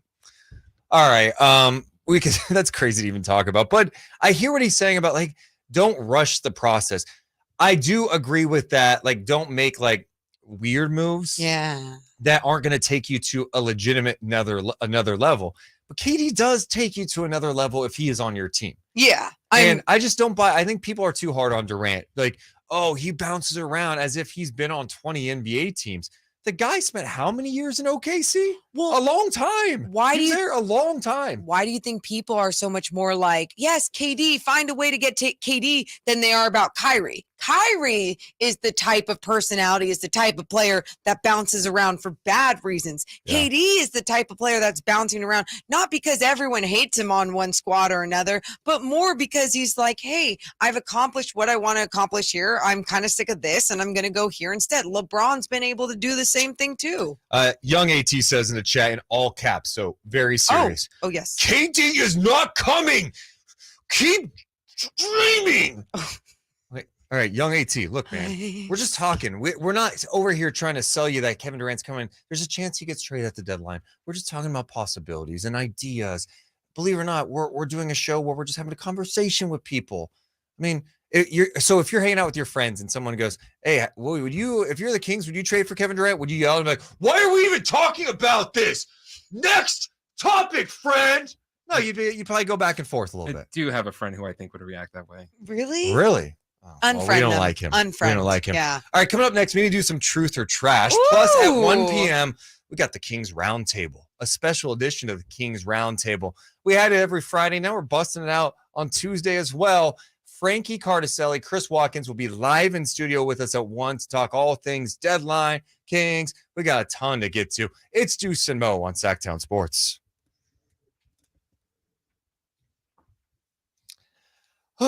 Hey, we're at 230 thumbs up. This is tracking great. We're not even 90 minutes in. We got to get to 300 today. Tracking great. Aw. I like your sweatshirt, Chris. Oh, thanks. I mean, I usually stop have this on. Patrick says Kevin Durant, 34 years old, had an Achilles tear in the past. So I don't think it will take more than HB Holmes, Mitchell, number 1 and 2 number 2s. You say that, I'm going to go ahead and say that other teams in the league see that offer and go, okay, let me go ahead and surpass that. You know, especially when you're talking about multiple teams. It's not like if they were having this conversation, Sean Marks like, hey, sorry, rest of the NBA, I'm only dealing with Sacramento. Yep. They're fielding calls from everywhere. And it's like, oh, no, like I'm good on that deal. Let me go over to Memphis. Let me go over to Miami. Let me go over to Boston. That's what they're thinking. Yeah. I mean, thinking about with Kyrie, I thought his value was going to be super low because he's an expiring deal and he's chaotic to have on your squad, but you still had to give up enough to get him. Speaking of crazy trades, have you guys happened to have seen the news about the Aaron Rodgers betting odds of where he's playing next year? No. Number one, San Francisco? No. San Francisco, Buccaneers, and Patriots plus 1,500. So, okay. Jets plus 600. Packers plus 300. The Raiders minus 390. Okay, so for people who don't like plus my, I don't even know. So the Raiders are the favorite. The Raiders are the favorite. Raiders are the favorite. You would have to bet $390 to win $100. Wow. So it's almost 4-1. Well, the Devontae Adams tie-in. Yeah. There's been a lot of chatter about that. You know, I may have called this about 4 or 5 months ago on the Cattles and Rami show. What'd you say? I said that Aaron Rodgers will be the next quarterback for the Raiders. What made you say that? Just a hunch, just a guess. Who's your inside source? Tell us now. Patrick Mahomes. That would be pretty wild. Rodgers in Vegas. I just feel like he's more of a Tennessee guy now. But then you'd have to play for Tennessee. Might like that. Might like to go to Texas or Tennessee. I'm just trying to think of other Florida. options. Oh, I think he'd be loves Florida. He's a Florida guy. Mohammed in the chat, by the way, says going to the playoffs is a big accomplishment, but why aren't we talking about a legit finals run? If we are top 4, I think we can run deep in the playoffs if all healthy, pretenders or contenders. I'm going to go ahead and say this team is not a championship team. It's not even close. I think the Kings, as currently constructed, if they make the playoffs, there's a chance they go to the second round. Beyond that, that's about it. They're just not. I don't think they can beat Memphis. I think New Orleans, especially if healthy, they don't have a chance against them. Denver, don't think they have a chance against. I'm just being honest, and it's okay. It's, by the way, it's okay that they're not a championship contender this year. I'm more about, can you get a series, first round series? Let's avoid the play-in and see what you can do. Yeah, the play-in scares me. That's where I predicted this team would be in the beginning of the season. They have obviously exceeded expectations, but at the same time, we're in this time of the season when teams adjust and make roster adjustments. As a Kings fan, aren't you like terrified of getting the 7 seed? Yeah, knowing that. yeah. I think if you're playing in a play-in, I am terrified. Yes. I'd love to avoid that. But at the same time, I would be pleased with them making a play-in game. Oh my! And Doko would be absolutely out of its mind. It'd be nuts. It'd be nuts. Oh my God. Yeah, that's the NBC desk doesn't even get to be inside for the playoffs. Truly. Oh yeah. Yeah. No, NBC, that would be for all national, and we would have to be little peasants outside. At least they'll have the gate open for you.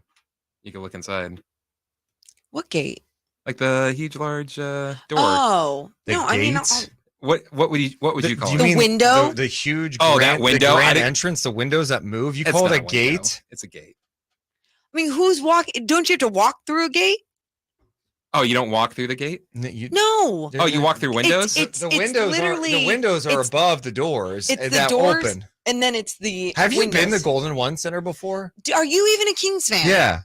Who is this fraud over here, huh? Whoa. I do not take that term lightly. Not anymore. You should never call someone a fraud. No. For no reason? For no reason. What was that last night? Such a weirdo. Sactown Sports. Headlines.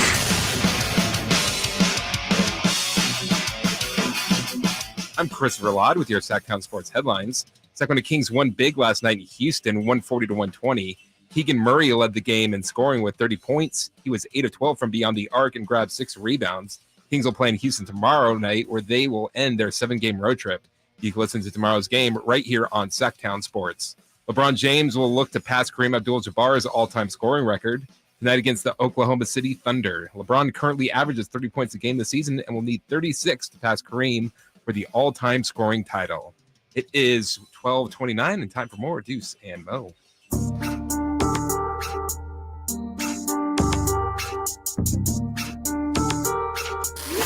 It's Deuce and Mo. Deuce and Mo. Sactown Sports. I love NBA trade deadline time for sure, but then we get to a point where we have to be careful. We're all craving it. I think we all have trade deadline anxiety disorder where we just need rumors. And it's like, it doesn't matter, right? Mm-hmm. Where I'm trying to find a good example that won't get me in trouble. Ooh, be good. You know when you're like desperate for something, right? Okay. You're just desperate for something, but you know what's good for you. You know a rumor from Woj. That's a good rumor. It's a great. Shams, Chris Haynes, Mark Stein, Sam Amick. Love it. Great. Zach Lowe dropped something. I'm listening. Oh, yeah. Be But smart then here. We're so craving stuff that I call this guy bootleg Sam Amick because his name's Sam Amico. Uh-huh. He tweeted one of the most absurd things that Amico or Amico? Amico or Amico? Amico. I don't know. Amic- All I know is when I see his Oh. name pop up during trade deadline season, I laugh because there's always one thing he does is some ridiculous tweet, and I have it for today. Okay. One GM just told me, my red flag immediately. An NBA GM is talking to him right now in the midst of NBA trade deadline. Okay, sure. Hey. Saying, quote, there will be a pretty good player no one has ever even mentioned traded at the deadline. When I asked who, he laughed. Well, if I tell you, then it won't be a surprise. I wish you weren't a liar. I'm going 100% saying this is garbage. There's no way that happened. Are you with me? But garbage, yeah. And then, by the way, if nothing happens, there's nothing that says anything. Right. No, you're not going to hold it against. Right. You know what I mean? What? How many is it like getting retweeted? Of course, because we all have trade deadline anxiety disorder. We need this. We need information. I don't need that. I don't need that.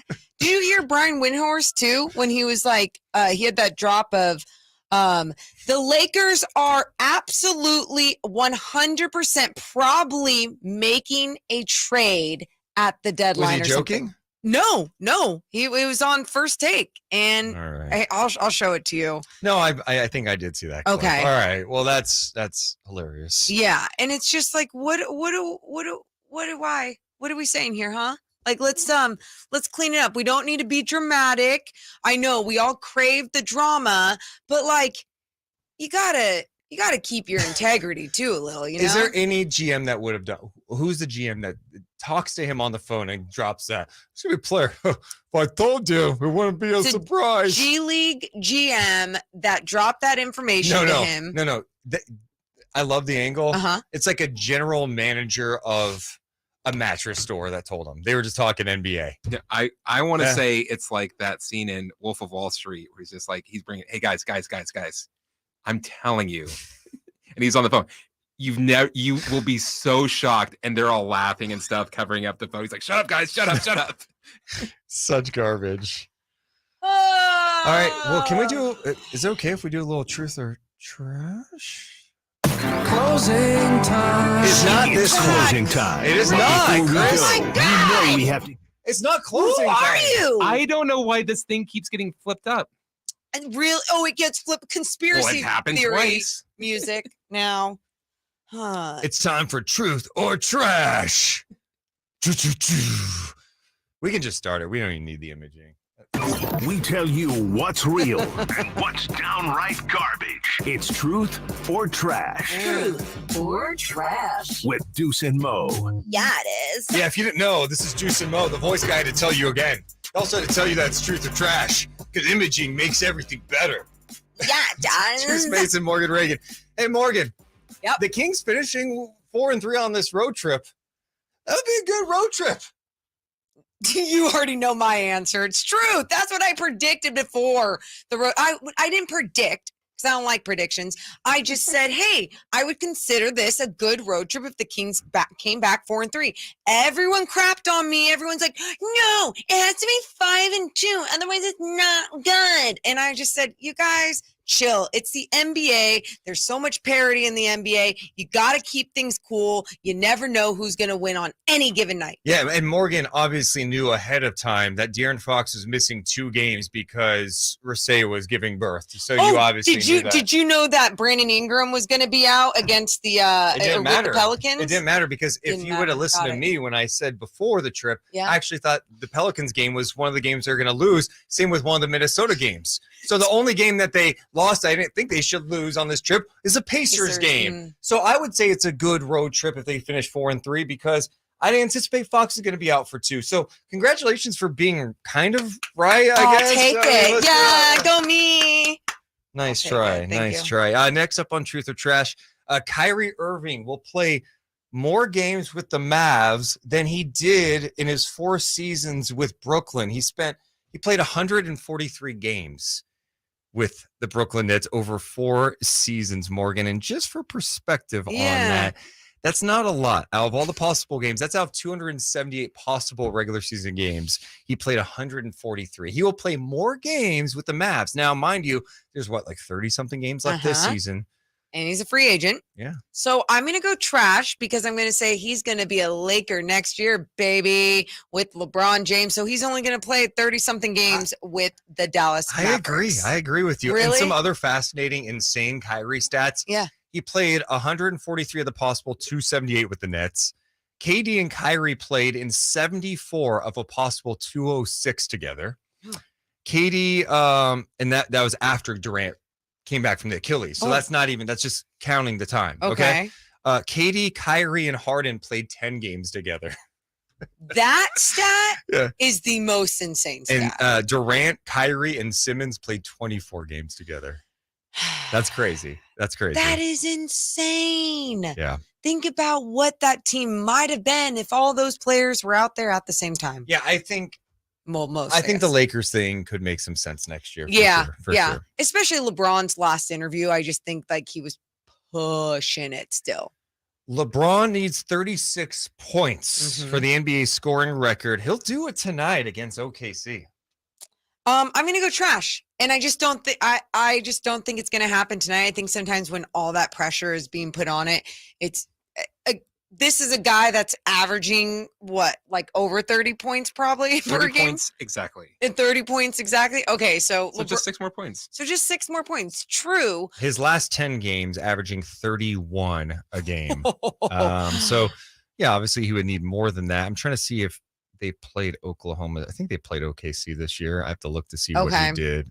Maybe they didn't play OKC. Okay. So either way, though, it feels like one of those games where it's just a lot of pressure is on, and it's no, he'll get it next game. Next game will be against Milwaukee. I mean, if he doesn't do it tonight, he'll do it next game. Personally, I want him to do it tonight. It would be more entertaining to do it tonight where he dropped 30. So he'd be like, oh my God. As opposed to having 25 tonight. And they're like, well, he only needs 11. And it's like, oh, he does in the first quarter. Yeah. I'd rather late in the game. It's a close game.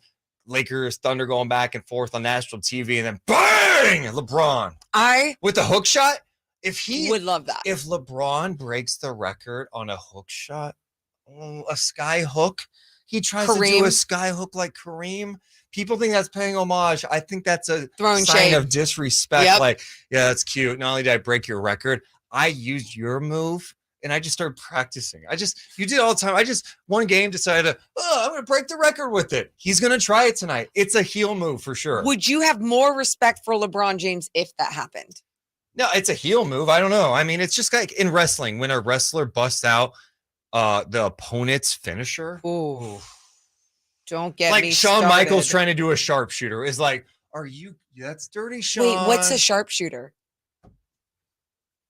I'm a cash, man. You want me to show you? Yeah. You want me to show you? No, you don't. No, you show don't. me. No, you don't, because you'll be tapping out.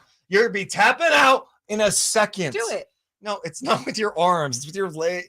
You not knowing the sharpshooter is like, what is that the equivalent of, Morgan? Wait, do I have to go on? Not knowing what the skyhook is. Yeah, that's like not knowing the skyhook. Just show me what the sharpshooter is really quick. You have to get on the ground. No, I'm not doing it right now. Come on, just show me. No. We have to break, but coming up next, we got more Truth or Trash. Maybe I'll put Morgan in the sharpshooter. It's Deuce and Mo on Sactown Sports. want to see the sharpshooter. Oh my God. Okay, now can you show me? My God. Does Maureen, everyone you else not know? knowing the sharpshooter is like it's honestly so disrespectful. Why do we act like I know everything? I barely know. I guarantee. Oh, I know what the sharpshooter is, but so it's just a tap out one. It's just a tap out one. No, yeah, submission is what we call it. Oh my God. I didn't know that was called the sharpshooter. Okay, so this is what I'm thinking about for the LeBron game. Do they stop the game when he scores? Oh, yeah, 36? yeah. So what if there's like 36 seconds left? Lakers up by 1. Yeah. And they just shut the entire game down. Oh, it's late in the game. Yeah, because it would be late in the game. That's a great point. So we need this to happen to blow. Otherwise, if I'm OKC, I'm pissed. If there's like a 10-minute ceremony, yeah. Kareem comes out and like puts his goggles on LeBron, like he's Bret Hart, with the glasses. LeBron should play with goggles tonight. That would be mage shade. Dislike. Oh, man, that would be crazy. Yeah. Man. Hey, by the way, if you're in the chat, hit the thumbs up button. We're close to 250. We got to get that to 300 today. We got the Kings Roundtable hour coming up with Frankie and Chris at 1 p.m. Do you see what Frankie tweeted out? I did not. Just Keegan Murray and who will he be playing with in the Rising Stars game? Who's he playing with? Paolo Banchero. Okay. Benedict Mathurin, Jaden Ivey, Scotty Barnes. Oh, Jose Alvarado. Andrew Nemhard. Okay. That's a squad. Yeah.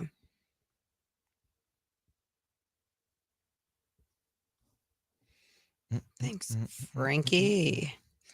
Hey, thanks, Frankie. Oh, I'm so happy for Nimi. Portugal. Stand up. Stand up. Appreciate the love, by the way. Yeah, thanks, guys. Owen or Brett? I mean, if we're being honest, Owen was a much better wrestler and entertainer than Brett. Better wrestler? Yeah. I think you're going too far with that. I mean, I would say that he's a better entertainer, and they're both different. How many characters did Brett play besides like just one guy? Like, I'm the best there was, the best there ever will be. Like Owen, you could put him in a mask. You could put him he was somehow in the Nation of Domination. I'm saying that he's a better entertainer. Oh, and wrestler. But he's not a better wrestler. How many Slammies did Brett win? Adrian, is wrestling real? I mean, it's not fake. It's definitely not predetermined. fake. It's not fake. Yeah. How about I pick you up and slam you down right now? Are you going to say that never happened? It's still real to me. Who's that? Jesse Ventura. Yeah, you definitely don't know. Jesse the Body Ventura, former governor of Minnesota. Oh, yeah. Oh. Him. We got some more truth or trash coming up in a second. We got some Kings related ones too. We got to get to. Yes. And I got one for you. Oh, okay. Okay. Who are you rooting for in the Super Bowl? I'm not rooting for either one. Patrick I'm Mahomes. watching the game. Yeah, I guess. I'm just watching the game at that point. I'm rooting for Patrick Mahomes. The thing is, I feel good about them and stuff like that. Then they start doing the tomahawk chop. It's like, come on, guys. Yeah. Didn't we learn? Peyton in the chat says the nation was woke. As a young black brother, they had us with hella pride. I still got beef with DX. No, DX was super. I mean, Nation was awesome. I love the gift. Love the Nation. Yeah, I know what you're talking about.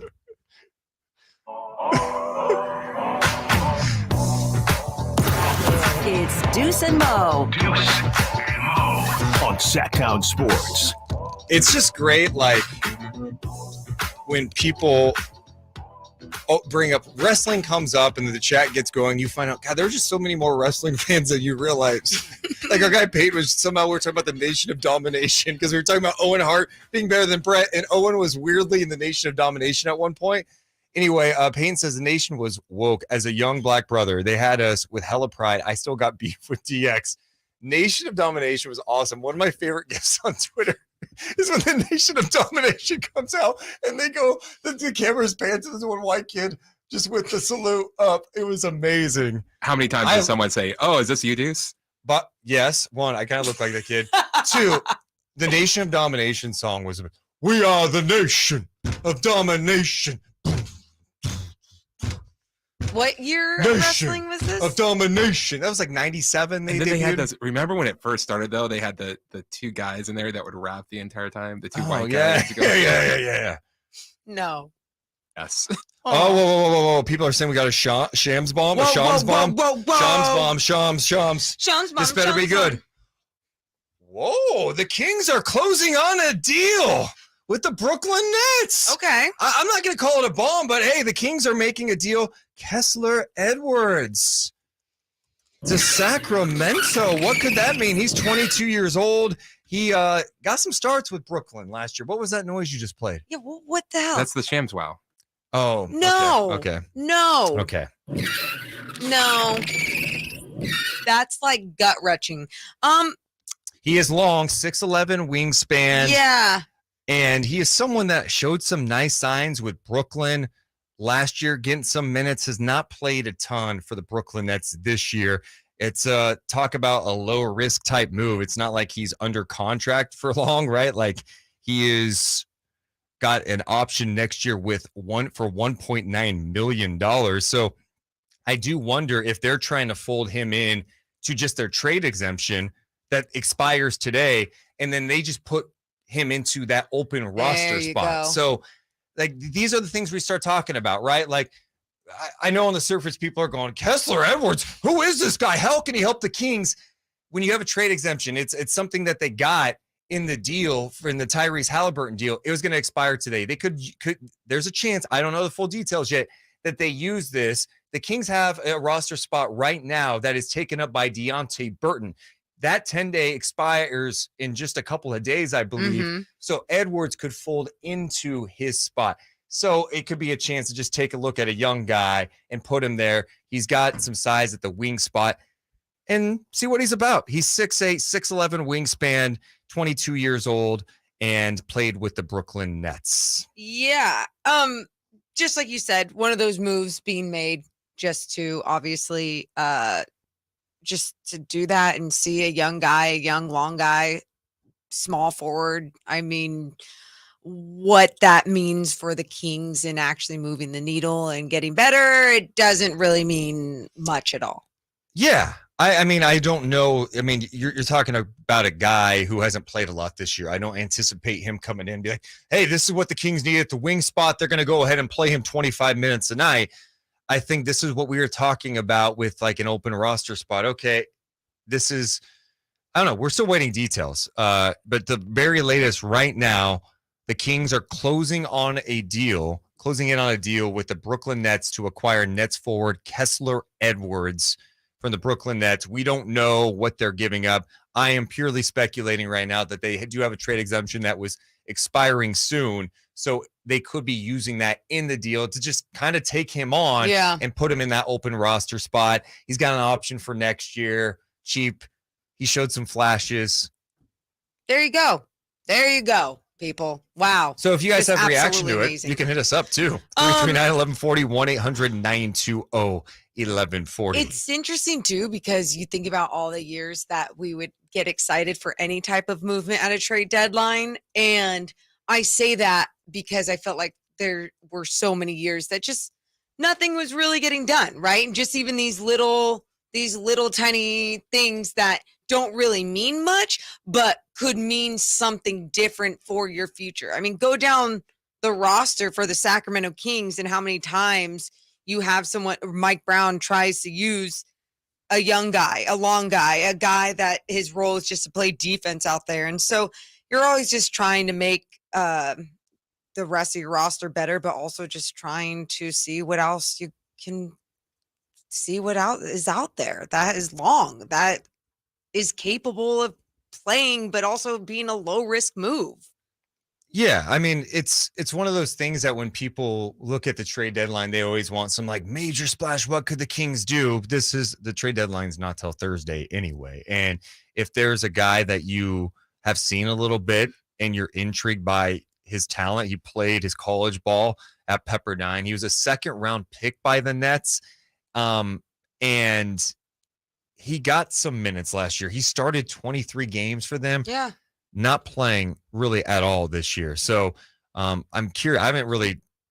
I can't even remember seeing him in a game this year. I know he's technically played in 14. He's got one start, but I mean, his minutes, he's not getting minutes. I mean, 1 point a game. There's no stats of real no. It's more like, hey, the guy's 6'8", 6'11" wingspan, put him in the open roster spot and see. But we'll also wait to see what more details we get out of this to see if there's more details. Woj is just putting out a deal, and this is it.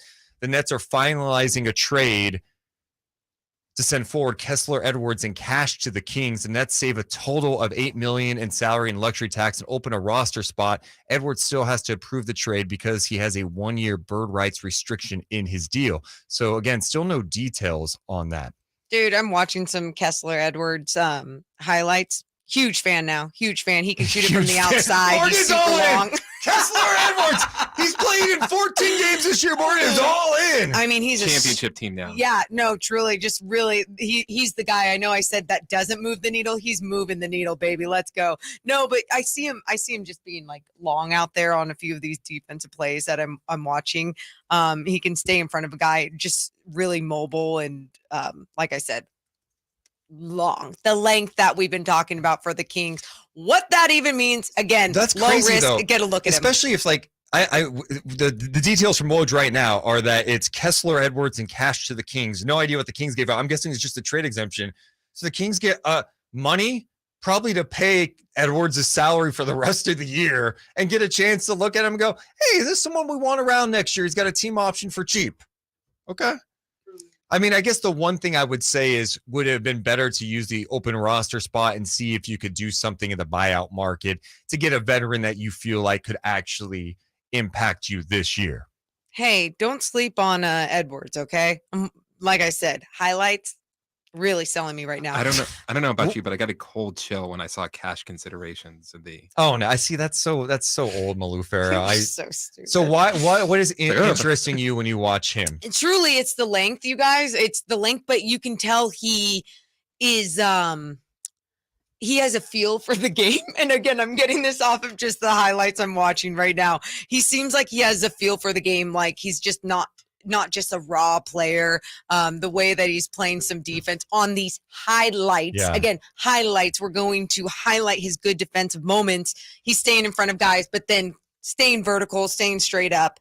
My favorite part, 6'11" wingspan. So last year he did shoot 41% from the field, not great, but 35% from three. Took just under 3 attempts per game from downtown in 48 games. He did shoot it well in college from downtown. His 3 seasons at Pepperdine, 37%, 43%. In this final year, just under 38. So career 39.5% 3-point shooter at Pepperdine. yeah, reading some of the people that were like scouting him and everything. Just people saying expected to be a 3-and-D role player in the NBA, and watching the highlights. Sure, you can put him in that category. I also love, I was laughing. Morgan just went over the laugh to get in the point of his scouting report. It just that makes me laugh. I thought you were laughing at that. No, I was laughing at someone's tweet is him, screw KD. We got KE from the Nets. I thought you were laughing at that. I mean, The he's Nets are KE from now on, right? Yeah, Monty, you calling on KD? No, KE. Edwards, Kessler. Oh, yeah, you guys here. I think he's still on the team. Here, Sean Marks. Yeah, here's you want some cash too? Take them. Mo doesn't like this. Does this move the needle, Morgan? No, I love it. I mean, it's a potential, like you just said, like a 3-and-D guy prospect who wasn't playing. You have an open roster spot, whatever. It's not, to me, I'm not going to be like, oh my God, what a big deal this is today. Yeah, and it's funny, everyone's seeing the tweet and saying they were all taken back when they saw Brooklyn Nets forward KE. Yeah. To Sacramwnto. Kessler. Also, how about Deuce Mason's just cap knowledge? And I'm dropping immediately before details are out.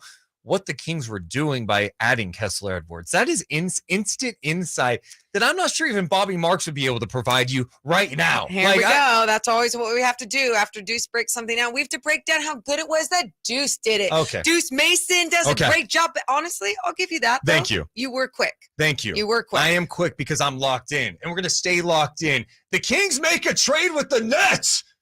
They get Kessler Edwards. We'll talk about that. And what else could they be doing at the trade deadline? We have a Kings roundtable next hour. Deuce Mason, Morgan Reagan, Chris Watkins, and Frankie Cartoscelli. It is live coming up next on Sactown Sports.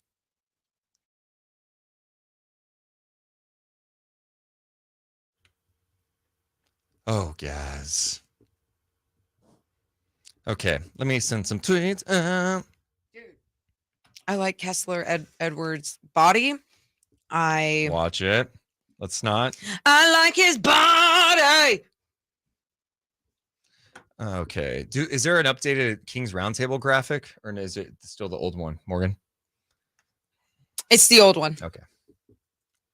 Let's see. I got Chris. a scheduled tweet coming out. Hold on. Yeah, Chris, you never gave me the new one. Did you you never text me the new one? Oh, like with the dates? No, with the no Friday on there. Yes, no. I didn't make that, so that would have to be I would have to send another request to the digital team, have them. Let's have them just take off dates just in case, because like think about it. Back. Bye. Tinkle. It's tinkle time. Hold on, we have another Woj thing. Okay. Edwards is expected to approve the trade. ESPN says Kings intend to give Edwards an opportunity to play with their G League affiliate in Stockton, but with 2 days to go until the trade deadline, his future will remain fluid. So, okay, there you go. We'll be ready to call his first game in Stockton. I'm really wondering this whole thing. What is this move? This feels like just a little chess piece. I got a tinkle. Go tinkle. Hey. Yes. No Frankie? I think he was tinkle time. It's tinkle time. What do we want? Are we gonna musical chairs? No. We'll keep you here, and then we'll put Frankie here. Obviously, I like Frankie next to me. Hi, Frank. Hey, hi, Frankie. Hi, Frankie. What is that? Frankie. Did you say it's tinkle time? It's tinkle time. Looking out on the tinkle time. Oh, yes. I used to have to pee. Cause you make me pee. Cause you make me pee. Cause you make me pee like a natural. Hey, Deuce. So stupid. So stupid. Okay, let me look at this angle. Give me the 2 boxes when you get a chance, will you, Chris? Would you, doll? Let's go boxing in. Dude, huge news. Huge news. I don't appreciate the sarcasm. It's the NBA. No, I'm honestly like watching his highlights. I know we were like kind of joking, but I'm like, oh, I like this guy for just, again, even if it's just get him some looks in Stockton. I just like going down the line, down the roster, having pieces that you could even look at being like, they're moldable. Yeah. There's they've got something that works in this modern day NBA. Ugh. No, that's body. He's definitely, it's just going to G League. I have some theories on this, guys. Oh. They haven't released the compensation yet, have they? I think they're going to just fold him into a trade exemption. The 1.6 million one? Probably. Yeah. And I think the cash, I'll even mention this when we get back. Chris. The cash that they're getting in this deal, it could pay off the rest of his deal this year. So they have the flexibility to have an open roster spot still at the trade deadline. So all of a sudden, like you have him maybe in stock. Like they have some flexibility here. Morgan, he says, keep going. I know. Oh boy. You guys smell good too. Might be the chapstick that's gone. Nice. It's like minty. I didn't buy it. That's your golf to go. Oh, word?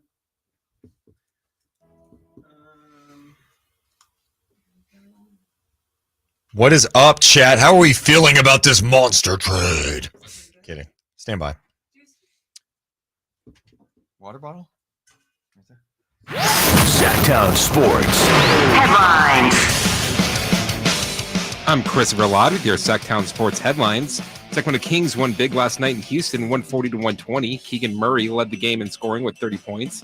He was 8 of 12 from beyond the arc and grabbed 6 rebounds. The Kings will play in Houston tomorrow night, where they will end their 7-game road trip. You can listen to tomorrow's game right here on Sactown Sports. James Sharani is reporting that the Kings are closing in on a deal with Brooklyn Nets to acquire Nets forward Kessler Edwards. And tonight, LeBron James looks to pass Kareem Abdul-Jabbar's all-time scoring record against the Oklahoma City Thunder. LeBron currently averages 30 points a game this season and will need 36 to pass Kareem for all-time scoring title. It is 1 o'clock, and it's time for the Kings Roundtable with Deuce and Mo.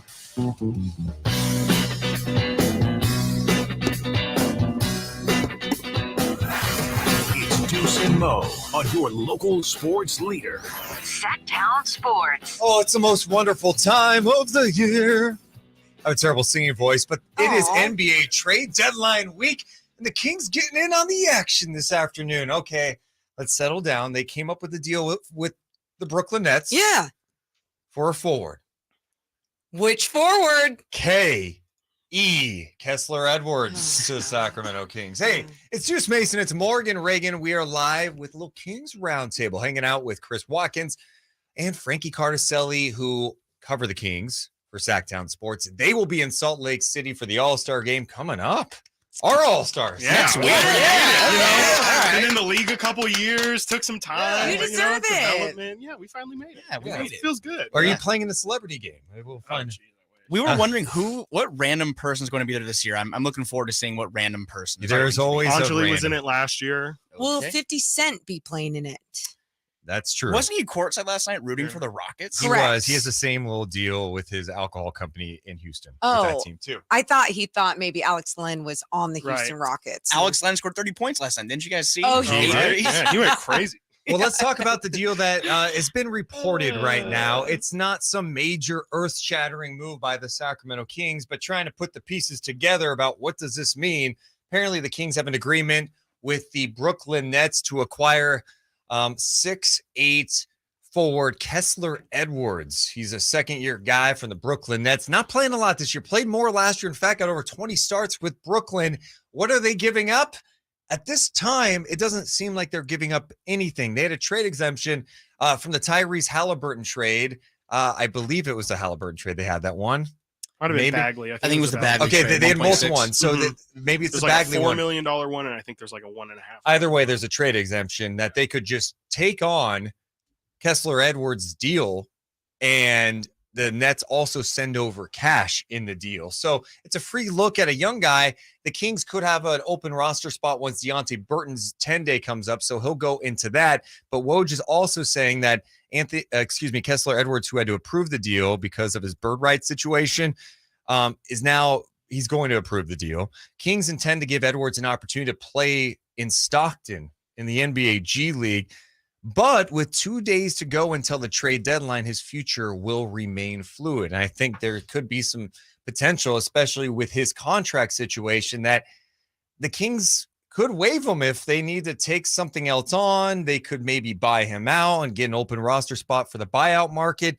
Who knows what's going to happen? But I think for them, it's a good opportunity to take a look at a guy who's a 3-and-D guy, who's got good length, and it doesn't cost you anything to do it. It doesn't cost anything. I mean, it's kind of an under-the-radar move for sure. It's a depth move. I mean, the Kings need more lengthy guys, and he is a forward. I think he's a 7-foot wingspan. Never mad about that. Young. He's raw. I mean, he hasn't played much this year. I mean, I think last year he had a good, decent shot for a little moment of time there, but last night was the first game he'd played in a while. I think over a month and a half, 2 months. So it's a move. I think that Stockton, you guys will have a pretty close look at that, and we'll have to keep an eye on it as well. But it does give the Kings some flexibility. I mean, the money, it's not much. I mean, we have to see how much Brooklyn gave back. But I wonder if it's that trade exception. Wait, what did you say his wingspan was? 6'11", right? Oh, I 6'11", 7 foot. Oh, Is it?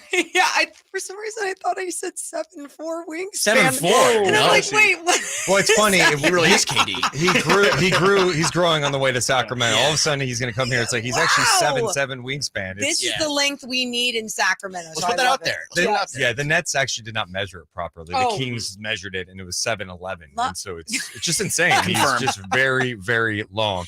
Yeah, I'm interested in what it could lead to for the Kings. I mean, it doesn't really hurt anything. And for the Nets, you're going, what's their motivation? Why do they get rid of this guy when he doesn't make that much money? Because the luxury tax situation, it saves him apparently close to $8 million by making this move. So who knows what the Nets are going to do at this point. So the first one, I mean, what's a great comparison? This trade is kind of like throwing a pebble into a pond, right? It's not much. It's like throwing a pebble into the ocean. Into the ocean. Is better. Yeah, not a pond. Does it get your juices flowing though? No, but you know what? A little Yeah, bit. thank I'll say a you. little bit. Yeah, I'm starting. Same. It's You know what the it is? Kickoff to the season. You just think it's a front office.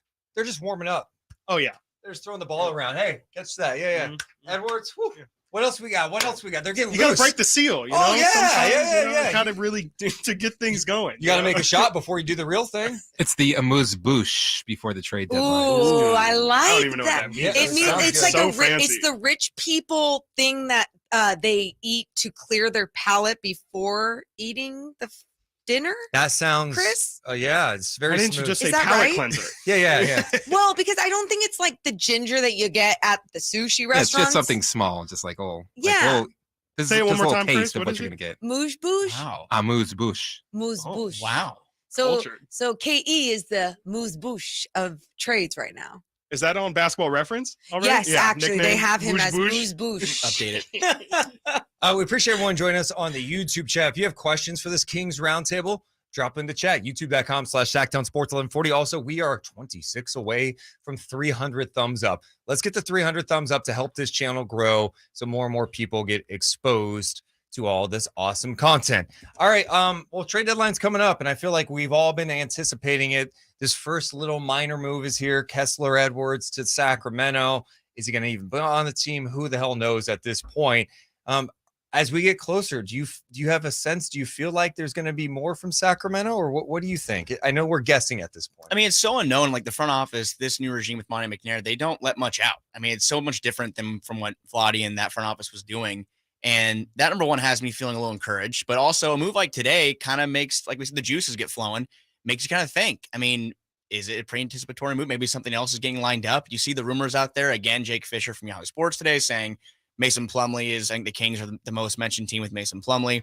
I think that I'm getting more on the side of I think something's going to happen. I don't know if it'll be anything like earth-shattering. I don't know if a Plumlee move gets the juices flowing even more for you, but I think the Kings could really benefit from a guy who his offensive rebounding is he's top 3 in the league. I mean, he's someone who can shoot well around the rim.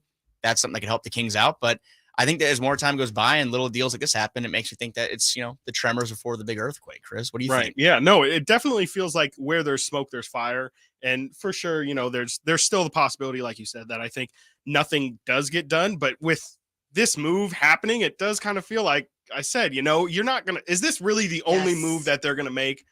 I doubt it. Well, and that's what I keep talking about this with Deuce. I go, with past regimes, you are not even seeing these tweaks. You are not seeing these little things be made. And I think there was probably not a lot of knowledge there at the position of GM. And I'm trying to put this in a nice way. Vlade stays getting strays every time. You know what I mean, though? Like, I think to make these tweaks are very important at times, and to show movement is very important. And for so long in Sacramento, we weren't seeing these things being done. And that's why even with Kessler Edwards, we're here in Sacramento having our first good winning season in such a long time that it gives me like this breath of fresh air, like the juice is flowing. It feels good that they're looking at even deep down the roster to make some moves. Well, and I think, there are moves that Monty's made in the past. Like, I don't think a lot of people around the NBA or in Sacramento are going, man, that Terrence Davis trade was awesome. Right. But you take a look at it, it wasn't a bad risk. You take a look at a guy, go, does he have something? I don't even know if it's going to go that deep with someone like Kessler Edwards, but you look at this Kings team And every time we talk about them getting hammered by a team or something bad happens, you go, man, the other team's got length, they got size. When you look at someone like Kessler Edwards, even if he's not part of the future of what you're doing, he's 6'8", 6'11" wingspan. He is long. He's played some NBA minutes on a good team. He's young.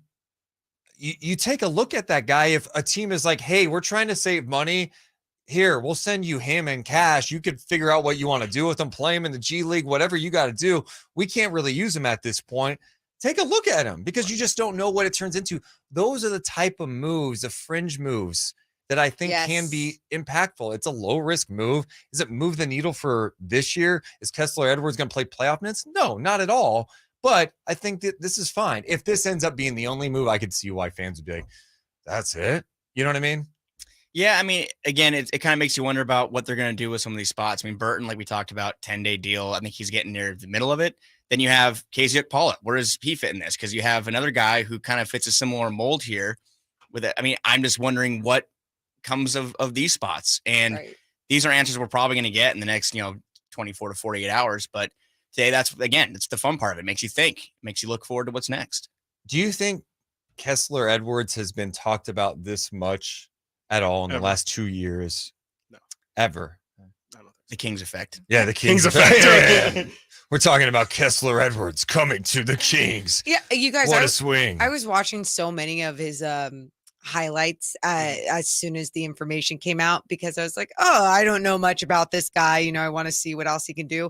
I got excited about his body size, his wingspan, just like the length that he shows out there. And obviously they're highlights. So you're going to see all the best possessions, but even on the defensive end, the way that he was staying in front of guys and then contesting shots with his verticality, you talk about someone like KZ Okpala, and this is also a guy that obviously he's not showing a lot of offense this season with the amount of time that he's playing with the Nets. But last season, he showed a little bit more promise. One of the games, the highlights I was watching right before you guys came in was like a 17-point game. It's just like, oh, okay, that's where those tweaks are made down the roster where Mike Brown can go to, again, I'm just saying in general, can go to a guy that he can trust more and more coming up. Yeah, for sure. I mean, I think, you guys mentioning the KZ Okpala comparison is really, really interesting to me because I wonder if this, if Kessler is going to get any minutes, if those come at the expense of a KZ. Like, does KZ really have a spot on this roster? Is that kind of crazy to say? I mean, he's an expiring contract anyway, right? So who knows what can happen after the trade deadline? Maybe he's thrown into a trade. Right. I mean, KZ has now been playing some games with Stockton. He's getting some G League run. And, I've talked to people around the team just about KZ in the past, and who knows what the thinking is in the last couple of weeks. But they go, he's young. Like, people forget he's like 22, 23 years old. He's super raw, and they just like the tools he does have. And they're like, he's low risk. Like, we like having him. But you're right. I mean, I don't know in terms of roster spots. I think it's going to be a fluid situation for the Kings. I mean, you're not going to, for example, hold on to Kessler Edwards in that final roster spot if you have a chance to add an impactful player now. Mm-hmm. I mean, I still maintain that I think the Kings, if they don't fill it via trade, they should be active looking at the buyout market. Is there a player out there that can help this team this year to try to make a more significant run in the playoffs? Yeah, I mean, you see it last night against Houston, who the offense woke up and they played well right on the offense. Like, the offensive end was fine.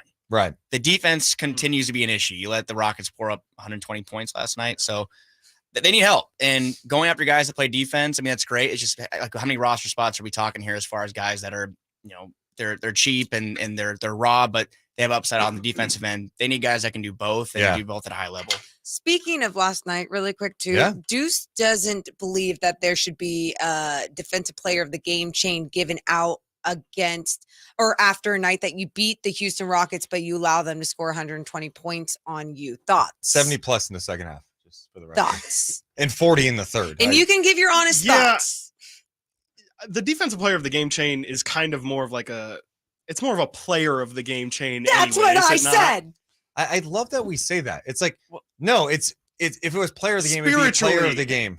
Obviously, it says defensive player of the game. Maybe they should have 2 chains. Maybe we should get two. No pun intended. Okay. No pun intended. 2 chains. I don't know. If you have the budget for that? Why don't they give a defensive player of the game if they lose a game? You can play amazing defense. Why? Right. Because it's about the spirit of the chain and the win, and the chain has spirit now. So like a does game the ball, beam. you know? Yeah. Oh, and What? I'm just disgusted. Have you ever played on a team spirit. before? Oh, yeah, I forgot. You played on so many teams that were handing out defensive player of the game chains. We got a break. We'll be back in 60 seconds on the radio side. We're always live on youtube.com/Sactown Sports 1140.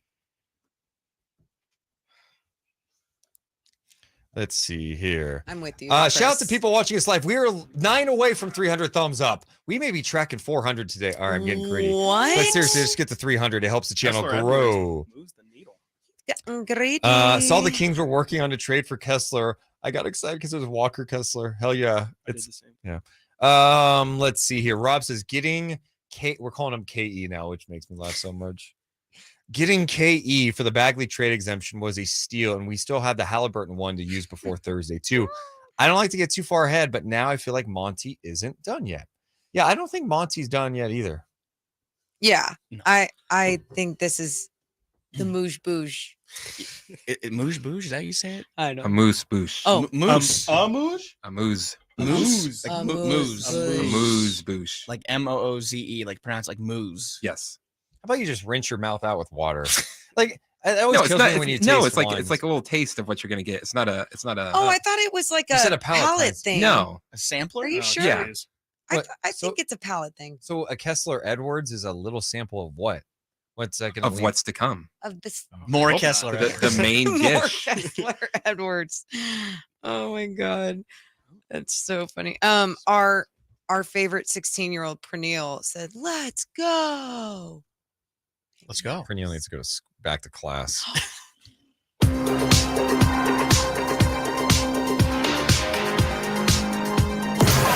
It's Deuce and Mo. Deuce and Mo on Sactown Sports. Kings Roundtable rolls on. Deuce Mason, Morgan Reagan. We got Chris Watkins and Frankie Cartoscelli in the building. Kings trade deadline. Well, NBA trade deadline's coming up on Thursday. Because if the Kings be making some more moves, sounds like they made a deal today. Nothing that's going to blow your mind. I would say most NBA fans are going, I'm sorry, who? Kessler Edwards headed to the Sacramento Kings along with some cash. Kings pretty much get a free look. They're going to fold him into a trade exemption that they had from the Bagley trade. That was worth like $1.6 million. I'm guessing the cash covers the rest of the deal. I don't know. The reality is Kessler Edwards for now will take that last roster spot once Deonte Burton's 10-day contract expires. Maybe they take a look at him. Sounds like he might get some run in Stockton. So we'll see what else could be happening at the trade deadline. We will find out. But one thing we were talking about earlier on was Kevin Durant. Yeah. And it's not going to happen now. Not going to happen. I'm just This saying. is the Mouge Bouge. Woj just saying, like, Durant and the Nets are still talking about, like, future plans. Doesn't sound like he'll get traded, but the fact that they're even talking about his future is very interesting. Do you think we're going to get fireworks at the deadline? Like, if you were to predict, do you think we're going to be in a situation we're talking about, like, a Durant moving, Siakam, major fireworks at the deadline? I mean, there's always something that you never expect to happen that usually happens. I think I was at a dentist office like 4 or 5 years ago, and I think the clock hit 12 or 3, whatever it was, and it was done. And then I think the Isaiah Thomas trade happened with the Celtics, and all these crazy things just kind of just dropped out of nowhere where no leaks, no rumors. So a KD trade, I don't know. Now the reports are that Zach LaVine's off the table. Maybe there's some funny business with him getting moved. I mean, I'm not sure how good the Bulls think that they are, but there's Caruso. I mean, there's been a lot of buzz around Caruso, which is, I don't know how you guys feel about Alex Caruso. I mean, I don't know. I think the asking price at first was a first-round pick or 2 first-round picks. There are just some moves out there that you've been hearing about. I love Caruso. Caruso. Oh, absolutely. Just perimeter defender. He gets after it. He's athletic. Energy I like guy. what he brings. Yeah. I think he's a player that should be on a winning team. Like, I get worried that Golden State's going to find a way to get him. But, if we're talking about first-round picks for him, Yeah, that's crazy. I'm out. So that's kind of where, like, the KD thing I think gets really muddied is, I mean, everyone's talked about it. The Gobert trade completely reset the market in terms of what people go for. The Kyrie situation was a little different. They were eager to get rid of him. The fact that they were able to still get a first-round draft pick, I think, they were very willing to part with him. But when you're talking about trading Kevin Durant, I just think there's so many questions in terms of what his overall value is. I can't imagine that with 2 days left to make a deal, that it could get done that fast. I mean, I could be wrong. It just typically NBA doesn't move that fast. I would say normally I would agree. I think because he demanded a trade over the offseason and the Nets were fielding calls, I think their framework might they already know Right. what's out there. Right. I think they've had deep discussions with all the teams interested, and they could probably pick a deal if they wanted. And I don't know how Durant's feeling about everything. And that's it. I mean, think about the times when they had Steve Nash and when they had James Harden. And you just think about these last couple of years, even for the Nets, and how many times that they've screwed up. Like maybe they're at that time of their lives where they're like, we need to start from scratch, and not even from scratch, because they still have some solid pieces on this roster, not only to work with, but then to build with. And on top of that, they're in a market that is really attractive to so many free agents. You know, they have so much going for them. So if they were to make the right move for KD now, then they can start already working on the new Brooklyn Nets. I also don't think they want to move Durant. Okay. I think they'll move Durant if Durant wants to be moved. I think that's where they're at. And he's just keeping them relevant right now. I mean, if he comes back, I mean, he's supposed to come back anytime now, and I believe he's healthy. But as long as he's not playing. How crazy that we're saying that too, and Ben Simmons is on this team. Ben Simmons is he's not he's Enough not said. I mean, what is Ben Simmons? Yeah. He makes a ton of money, and you can make the case he should not be starting for that team. I don't think he does every game, does he? I mean, he's been in and out, but I think isn't he out still right now? Well, and then the move they just made to bring in Dorian Finney-Smith and Dinwiddie. I mean, someone's gonna have to come off the bench, and it has to be Simmons. The drop off in Ben Simmons has been insane. Yeah, it is crazy. Like, we're talking about a guy who made multiple All-Star teams, all defensive teams as well. Yeah, and now he's like a guy you're going, should he even play on in a game? Were you guys supporters of Ben Simmons potentially coming over here last trade deadline? There was times I would, not the deadline. I don't think I was really thinking about it. I was thinking about more of that offseason, like, hey, is that worth it? Mm-hmm. But I guess my question was, did the Kings have the infrastructure in place to do it? We had, but not only that, the other questions were also, this guy isn't even playing for the Sixers, at one point. He's not even playing for this squad. What makes you think he's going to be happy in Sacramento? That was just like hovering over. But then again, the national narrative would go, but it's Ben Simmons. He has so much value. He has so much to add. And it's crazy when people put that narrative out there. Like, I think people do that sometimes with DeMarcus Cousins as well, who still isn't on an NBA roster, by the way. And I think some people too want to do that with Russell Westbrook, who I believe out of all these players we just talked about has the most value to add to a team. But at the same time, you got to trust your gut with what you believe in. If you know your market and what your market has or doesn't have for a player like Ben Simmons, then you shouldn't want that player over. And I just don't think Ben Simmons is going to work as the role that he's in on a lot of teams. Bringing it back to the Kings for a second, especially with the trade deadline coming up, Morgan says, like, this year, just to be clear, your untouchables, you would not, I wouldn't even say untouchables. You just said you would not trade Fox, Sabonis, or Keegan. Well, we threw Keegan in there after last night's game. Let's be clear about that. And as soon as KD became night's game clinched it for you. No, but that's ridiculous. You know what I mean. But my point is, when KD when we saw Woj's tweet today, and it was like, oh, well, KD's thinking about the future. I was like, okay, well, anyone's tradable except Sabonis and Fox. But obviously, KD's not going to come to Sacramento. Keegan's up there for me as well. I just think his youth and what he adds and his length and his skill set. Before we get to the untouchable thing, I just one quick update. James Ham saying that he's confirming that the Kings have acquired Kessler Edwards from the Nets. The deal is done. To make room on the roster for Edwards, the Kings are waiving Deonte Burton, and Burton will go back to the Stockton Kings. And Kessler Edwards, at least for now, fills that last roster spot once he comes over. Back to the whole untouchable. Do you have any untouchables? Being realistic about it. I mean, yeah, the big two for sure. Like, we can put a stamp of do not touch on De'Aaron Fox, Domantas Sabonis. Keegan Murray, I would really not. I prefer not to move him. It would take a Pascal Siakam type deal, maybe. Siakam would be one that would make you think. Yeah, make you think. But Really? you need a little bit of control, I think. I mean, I think he has another year on his deal. I need at least 2 years of control of a player that's coming in. But Keegan is 22. He fits the timeline. He has been one of the best three-point shooters in the league. So you wouldn't move him in just a win now 1 year type deal. It'd have to be a deal that can be aligned with De'Aaron Fox and Sabonis, who I'm assuming is going to be locking in a massive extension next summer. I just think you need someone that's going to be on that timeline. Keegan is that, and I don't really have any intention of moving him. I would put a stamp of like probably don't touch. Yeah, I think the Siakam one. I'm a big Siakam fan. He makes a lot of money this year and next year, so it's not like a long-term thing. But matching up the contracts, I mean, if you are giving up someone like Keegan for Siakam, who else are you throwing in there? It's like HB. Then it's like, well, how else do you fill that salary? You know, do they take back a Rashawn? If you give up HB and Keegan, that's tough. That's tough. I mean, and I get it. You get Siakam, then you have to ask yourself the question: Fox, Herter, Siakam, Sabonis. Is that and player X is that a core that you believe can contend in the Western Conference? I don't know. Yeah, I think with the Keegan untouchable thing, I think it definitely depends on what the conversation is, which I guess would make him touchable. I think, I completely agree with Frank.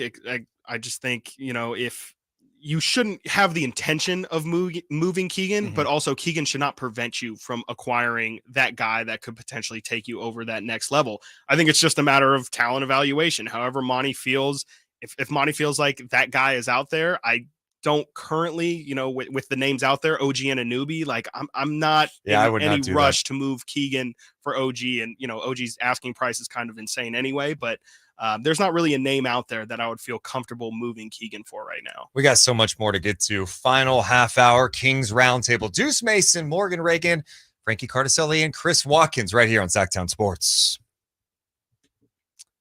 YouTube chat. Casparelli. I messed it up. At first I was like, wait, did he really? Cascarelli. Jesse says Kessler Edwards is basically a cross between Walker Kessler and Anthony Edwards. That would actually be an awesome player. That's what the Kings That would need. be incredible. Could you imagine? Shot blocking, rebounding, scoring, 7-footer. That's who can has a 48-inch vertical. Love it. Sure. Sign me up. Sign- Kings just got him. The best player ever. Suckers. Oh my God. Yeah. Fun times. Do you feel like, they kind of fill the same lane a little, but there was a lot of whispers, especially yesterday, that the Kings were interested in, or not that they were interested, but there's that Jared Vanderbilt would only go for a couple second-round picks. This doesn't prevent that at all, right? Yeah, they're similar in terms of build. And I think if they had a chance, because I look at Vanderbilt, if Vanderbilt was on this team, he's playing minutes. Absolutely. Like he is in the rotation, 20 plus easy. 20 plus. Yeah. I don't know what that deal would look like. Would he start? Is there potential for maybe moving Keegan to the bench? Not that Keegan, not for any fault of Keegan. Watch yourself. Again, not because Keegan is playing poorly, but I just think with Vanderbilt, the question is are you comfortable putting a guy that, in my opinion, is still not a legit shooting threat out there with Sabonis and Fox from a spacing perspective? I'd put Kessler out there in different lineups, more surrounded by shooting, but you could play some backup five too. Yeah, that's what I was thinking. Yeah. Wait, Vanderbilt? Yeah. You said Kessler.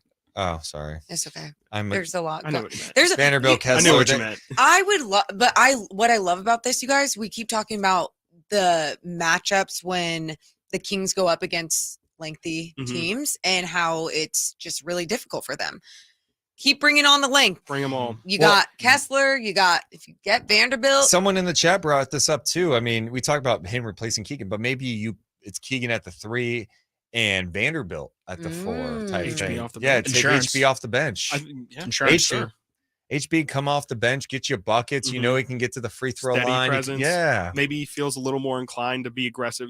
Aggressive scoring. Wait, so that's HB signing here. No, I'm just talking about this year. Okay. Vanderbilt, you could make a case that's like the HB replacement. They're obviously different players, but it's clear the Kings need some more. They need a defensive presence, Mhm. right? And he provides that. He can block some shots, a great rebounder. I don't think you necessarily need the scoring, but he can make a play too. Like I like Vanderbilt. Like, and I've mentioned this too about like the second round picks, and this would make me a bad GM, I guess. I don't care about second round picks. Take them all. If you come, if I lose my job in the future because I gave up a second round pick that turned into a player, oh well. Like, what are the odds? What is the percentage that they hit? That is Exactly. Incredibly small. We Right. talked about on how Incredibly many small. Isaiah Thomas, Right. and I think from the Kings' perspective, even smaller. especially. Could you imagine if like, yeah, the Kings could have had Vanderbilt, but Ainge wanted that third second round pick, and Monty said no? I'd be like, are you kidding? Yeah. It's like, see ya. Have it. Yeah, and I think it's different from like, Monty and I think even Vladi a little has just straight up sold their second round picks in the past, and that's led to I think Monty actually is the one who drafted Xavier Tillman and Kenyon Martin Jr. and then Jaden Hardy this year. Like they just straight up sold those. That's a little different than actually tangibly getting something back too. Right. Exciting times. Very Could be. so fun. Juices are flowing. I know. Seeing the Sacramwnto pop up on I know. That's it, dude. Shocking. Yeah, the chat was like, show him. I was like, oh my God, let's go. And then I'm like, Kessler. it was kind of a letdown, but gets it started. I sold myself as soon as I saw some highlights. I was like, yeah. All in. Getting a jersey? What? You gonna get a jersey? Yeah. Oh, duh. Yeah. Obviously. What number do you think he's going to be? Oh God, 17. The latest Woj story on Durant cracks me up. So far, the Nets have insisted to Durant in inquiring teams that the organization has no intention of moving him prior to Thursday's deadline. How many times do we have to see the no intention thing and go, that means nothing? It's the deadline. I don't have an intention, but if you offer me, I mean, well. No intention, not planning to. They're all under the same categories. Like, Morgan, how many times in college were you like, I'm not intending to black out, but like. It happens. It just happens. Oh, no. Sactown Sports Headlines. I'm Christopher Ladd with your Sactown Sports headlines. The Sacramwnto Kings won big last night in Houston, 140-120. Keegan Murray led the game in scoring with 30 points. He was 8 of 12 from beyond the arc and grabbed 6 rebounds. The Kings will play in Houston tomorrow night, where they will end their 7-game road trip. You can listen to tomorrow's game right here on Sactown Sports. Shams Charania is reporting that the Kings are closing in on a deal with Brooklyn Nets, and James Ham says that it is finalized. Adrian Wojnarowski is reporting that the Kings will give Edwards an opportunity to play with the Stockton Kings in the G League, but his situation is fluid with 2 days to go in the trade deadline. LeBron James will look to pass Kareem Abdul-Jabbar's all-time scoring record tonight against the Oklahoma City Thunder. LeBron currently averages 30 points a game this season and will need 36 to pass Kareem for the all-time scoring title. It is 1:32, time for more of this Kings Roundtable with Deuce and Mo and Chris Watkins and our Kings cowboy, Frankie Cartoscelli. Sorry.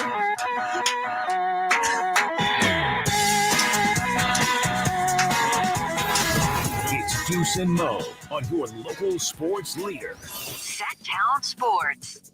The Kings Roundtable is live. Juice Mason, Morgan Reagan, Chris Watkins, and do you call you a Kings cowboy? That's all Christopher Ladd. What's that mean? It's a long story. Let's just say it involves Kid Rock, who I do not enjoy. Whoa. Who I don't like. Who I don't like. Okay. Who I don't like. And okay, we'll leave it at that. We're cool. Don't. Whoa, Good Frankie's job. a Kid Rock guy? No. All the Cartoscellis are. No. All the Cartoscelli. No. Hey, My you know family's gonna freak out. No. What's crazy? No. What's crazy? If you said that in 2000, you're like, yeah, dude, I want to be a dude. cowboy. Yeah, boy, I've seen Joe Dirt. I'm an American badass. Yeah. Now it's like, whoa. No, I don't mess with that. I'm not touching that. Man, I'm out. There's so much news going on today. For those who just checking us out, we know people come in and out because it's lunchtime, whatever breaks. The Kings did make a trade today, acquiring Kessler Edwards from the Brooklyn Nets. They also get cash back in the deal. They waived Deontay Burton, who was on a 10-day contract, so Edwards will take that final roster spot. Is he going to play on the Kings? Is he going to be more in Stockton? I guess we'll find out. 2 days until the trade deadline. If you don't know who Kessler Edwards is, he spent the last 2 seasons with the Brooklyn Nets. Not playing a ton this year. Good size, 6'8", 6'11", wingspan, 3-and-D prospect. Played his college ball at Pepperdine. He's got a Pepperdine buddy on the team. Doug Christie played at Pepperdine, so I know Doug's familiar with Kessler's game. Who knows if he's going to be on the roster come Thursday? There's so much noise about this right now. You got some Kevin Durant news we'll get to in a second. An impact news that could impact the Kings.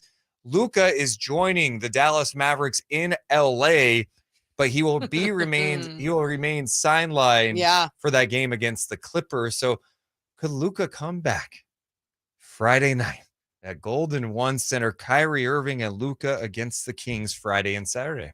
Okay. If he does, do you think they're going to feel that instant spark on that Friday night game?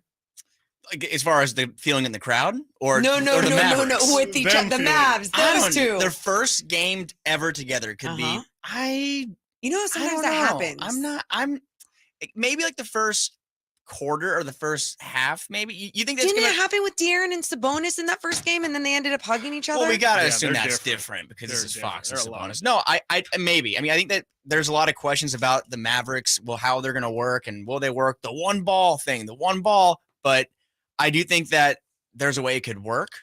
I'm just wondering how much time it'll take for them. Or if it's going to be like the chemistry is going to be off the bat, just completely in sync. You won't be able to blitz Luka like you used to with Kyrie on the floor. You can make things happen. It's going to be challenging for sure, but I mean, it may take him some time to build that chemistry. And think about this though. Like, let's say even the Kings let's say he's back and they blitz Luka. The help defense, even against the Pacers, against the Pelicans, and then against the Houston Rockets, it was a little bit better, and as it should be for the Sacramento Kings, but it still was a step slow. You have Kyrie out there knocking down some outside shot after you blitz and the defense rotating over late. Well, Morgan, just to be clear, they will be with us Friday to preview this game too. Kings Mavericks are Friday. Oh, yeah. Oh, my gosh. Yeah. So let's not jump the gun. Like, spoiled too much. Can we get to the trade deadline first? You're getting excited about a game. The Kings play the Rockets Wednesday. We got another game. No, you're right. Stay in the moment. You're right. I'm so sorry. You're talking game plans. I'm talking about, what about this news from Woj? Okay. Oh, yes. The updated. Oh, please tell me the verbiage. I love this verbiage. In the aftermath of the Kyrie Irving trade, Nets star Kevin Durant has been engaged in conversations with owner Joe Tsai and general manager Sean Marks on the direction of the franchise and its ability to be a championship contender. So far, the Nets have insisted to Durant and inquiring teams that the organization has no intention of moving him prior to Thursday's trade deadline. What do we make of that line from Woj? No intention of trading Durant. I wouldn't have any intention on trading Kevin Durant either. It doesn't really make sense to want to trade Kevin Durant. I think if Brooklyn even if you're looking to eventually trade him, I don't think a rushed move at the deadline is the way to do it. I think you should wait for the offseason and just, let people get their ducks in line and really figure out how much they can give up for a talent like KD and just kind of move them there. I mean, I think, again, like, you just kind of don't have enough days to get the optimum value. I just wonder if they're going to feel some pressure. If Durant's in conversations going, can we win a championship with these guys? Can I win a championship with Dinwiddie? Like, trade me somewhere else. The second half of the season? Oh, God. I don't do that. He's almost let people do it before. I hope not. He's almost 35 years old. I mean, he's multiple lower body injuries. Yeah. It would definitely raise his trade value if people feel like he's rested and healthy. But here's my other look at this though, because we say, you can wait until after the season, but let's say he's more on the edge of, hey, I'm aging, trade me. I want to get things going so I can get things going. Couldn't desperate teams technically give up more right now because they're like, KD's that missing piece to get us over the West? Possibly. I mean, the West is open right now. I mean, could Denver put a deal together? Could New Orleans or Memphis? Right. But on the same token, do you really, bringing Kevin Durant in is a massive change to your team. Sure. And can you make that big? Exactly. Can he survive the change? Just like hypothetically, imagine if Kevin Durant comes to this Kings team. I don't think Kevin Durant is going to be passing the ball to Sabonis and running around. I don't know, man. How dare you? He played in the Warriors offense, man. Mike Brown, he knows. Here's the thing. For whatever team that would trade for Kevin Durant, who is left? Because you have to figure it'd be the best, like the greatest return in trade history if you're getting Kevin Durant, who I think has another year or 2 years of control. I mean, How about Anthony Davis for Kevin Durant? Okay. You let's just stop this. Before we break, Remember when Frank told you not to give me control of teams? GM This is what he was talking No, about. I did This not. is No exactly AD. what he was talking about. Hey, Robert, what's up, man? You had something on Durant. Hey there, dude. Wow, man. I don't usually listen to the station, but I happened to tune in today and heard your voice. I honestly haven't listened to the station, I think, since Donnie G left. So it was kind of a surprise, a nice surprise that I got to hear you today. Yeah, my So, beautiful yeah. pipes. I'm glad you just randomly checked in. How random. That's Yeah, random. yeah, I am. I don't really listen, but that's great. I'm glad you're back, and who knows? Maybe you'll be the next Grant. I mean, Oh, no. No, that'd be bad because I would be like, yeah, never mind. Okay. Yeah. Anyway. Hey, speaking of Grant, I'm wondering, did he ever get the knife out of his back that your friend, Mr. Wife runs everything? Yeah, a prank call is so good. Oh, yeah, okay. Wait, no, keep it going. This is great, like 90s radio. Yeah, Robert, that's so cool, man. I'm Yeah, I so was trying to excited. think of- No, that dude. No, wait, you know what? No, hold do on. another hold on. joke. No, it was so good. Like your setup was so smooth and perfect. I know. No, I'm glad you appreciated it. No, I mean it was literally awful. Okay. Come on, Deuce, man. No, it's okay. Go back to Alex Jones. Okay, I'm sure he's streaming live right now. All right, go celebrate January 6th somewhere. All right. Coming up next, we'll talk more trade deadline. Deuce and Mo. Kings Roundtable rolls on Sactown Sports. Boom, roasted. Go listen to Kid Rock, you chum. Kid Rock. Good old family reunion. Good old family reunions. Oh, Like, weirdo. what is wrong with people? I don't know. And he's like 100 years old and it's he's just doing like, that. what is wrong? Like, move on, dude. I remember prank phone calling people when I was I mean, Is your refrigerator running? like like no, really though. If you Better go, Jeff. if you ACR really- Solar and Home Improvements has word, Jason? Is that the first time that's happened to you guys while you've been here? since this time since 7 Yeah, years ago, yeah. it would happen a lot because people are weird. But then like now it's 2023, and so then you think like 40 he's like 65-year-old people wouldn't call in with like weird things. Surprising how to work a phone. Right. Yeah. No, it's just hilarious. But Is that a rotary? Yeah. The rotary. One of these. YouTube chat. Hello? Be yeah, nice. No, it's- hello? Way back. By the way, an update from Woj. Phoenix's new majority owner is fully engaged, overseeing the organization, has been aggressive in pursuing ways to make a major and immediate impact. Durant has had past interest in the Suns, but so far the Nets are telling teams they have no intention on moving on. Is Woj just, he's lining this up. Is KD going to Phoenix now? Clearly going to Phoenix. So what does that mean? Chris Paul's going back to, Right. That's going what to I was Brooklyn? thinking. What do they offer? Ayton.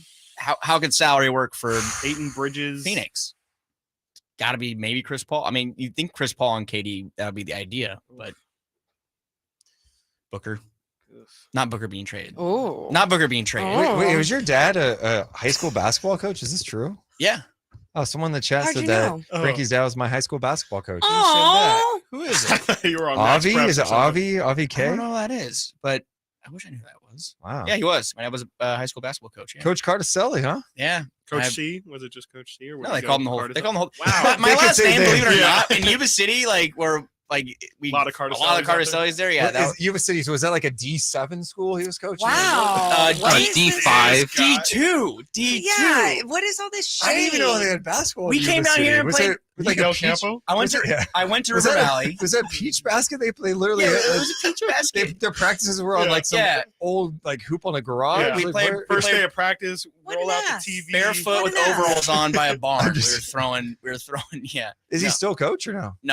No. But I mean, believe it or not, the last name isn't that hard to say. If you're Yeah. Also, if you just read it. Yeah, Cartoscelli. Morgan. That's a shot at Morgan, by the way. No, Did you- dude, because I didn't read it the first time that I was saying it, and I was like Chris Cascarelli. Watkins and Frankie. You and I was spelt like, it. Why? You spelt it, didn't you? To me, like last week. I was very proud of it. Cartoscelli. Did you guys ever play a game at Faith Christian in Yuba City? They're D7. They're D7. But do you ever play in the? No, we the- didn't play them. Is that for Why? Live Did University? you go there? It's a carpet. Yes. Oh, yeah. It's a carpet floor. No, they put in a gym. I think They do maybe that at more churches. recent. I don't know. Oh, okay. So I- they I- got a it gym. I had a friend that goes there. Shout out Blake, big Lakers fan. So Yeah, Yuba City, Faith Christian is garbage program. Is that where you went? Really? No, I didn't go there. Oh, I was like, okay, I was you to seem to know a Sacramwnto lot. Lutheran High School. Come on now. RIP does not exist So anymore. you guys are rivals or something? I mean, like any team you play is a rival. I mean, yeah, but I'm saying we used to come up here and we played Natomas and Intercom and Woodland Pioneer. Like we weren't playing against Faith Christian or How many whatever carpet school. floors did you play on during that time? Zero. Really? Zero. That's good. Now, my elementary school may or may not have had a gym, so we played on the blacktops, but Oh, yeah. Blacktops are great. I think I've played on every single basketball surface in Same. high school basketball. Same. Not even through, I would say like high school. We played in a AAU. barn in Woodland. No way. I did not play in a And it barn. was like, and it was so just never like, mind. oh, it's like the directions. Oh, go to the barn. We're over here. And it's like, okay, it's like the old like building or whatever. No, it's a literal barn. that sounds awesome. The horses were watching them, You gotta avoid, like cheering them on. So stupid. By the way, appreciate everyone joining us live on the YouTube feed. If you're here, make sure to hit the thumbs up button. Can we get to 350 by the end of the show before Kettles and Rami take over? Let's go. That'd be huge. And make sure you hit the subscribe button. Let's get those subscriptions up too. We're gonna have a ton of NBA trade deadline coverage. I know Cals and Rami will be talking about trade deadline too. We're gonna continue here.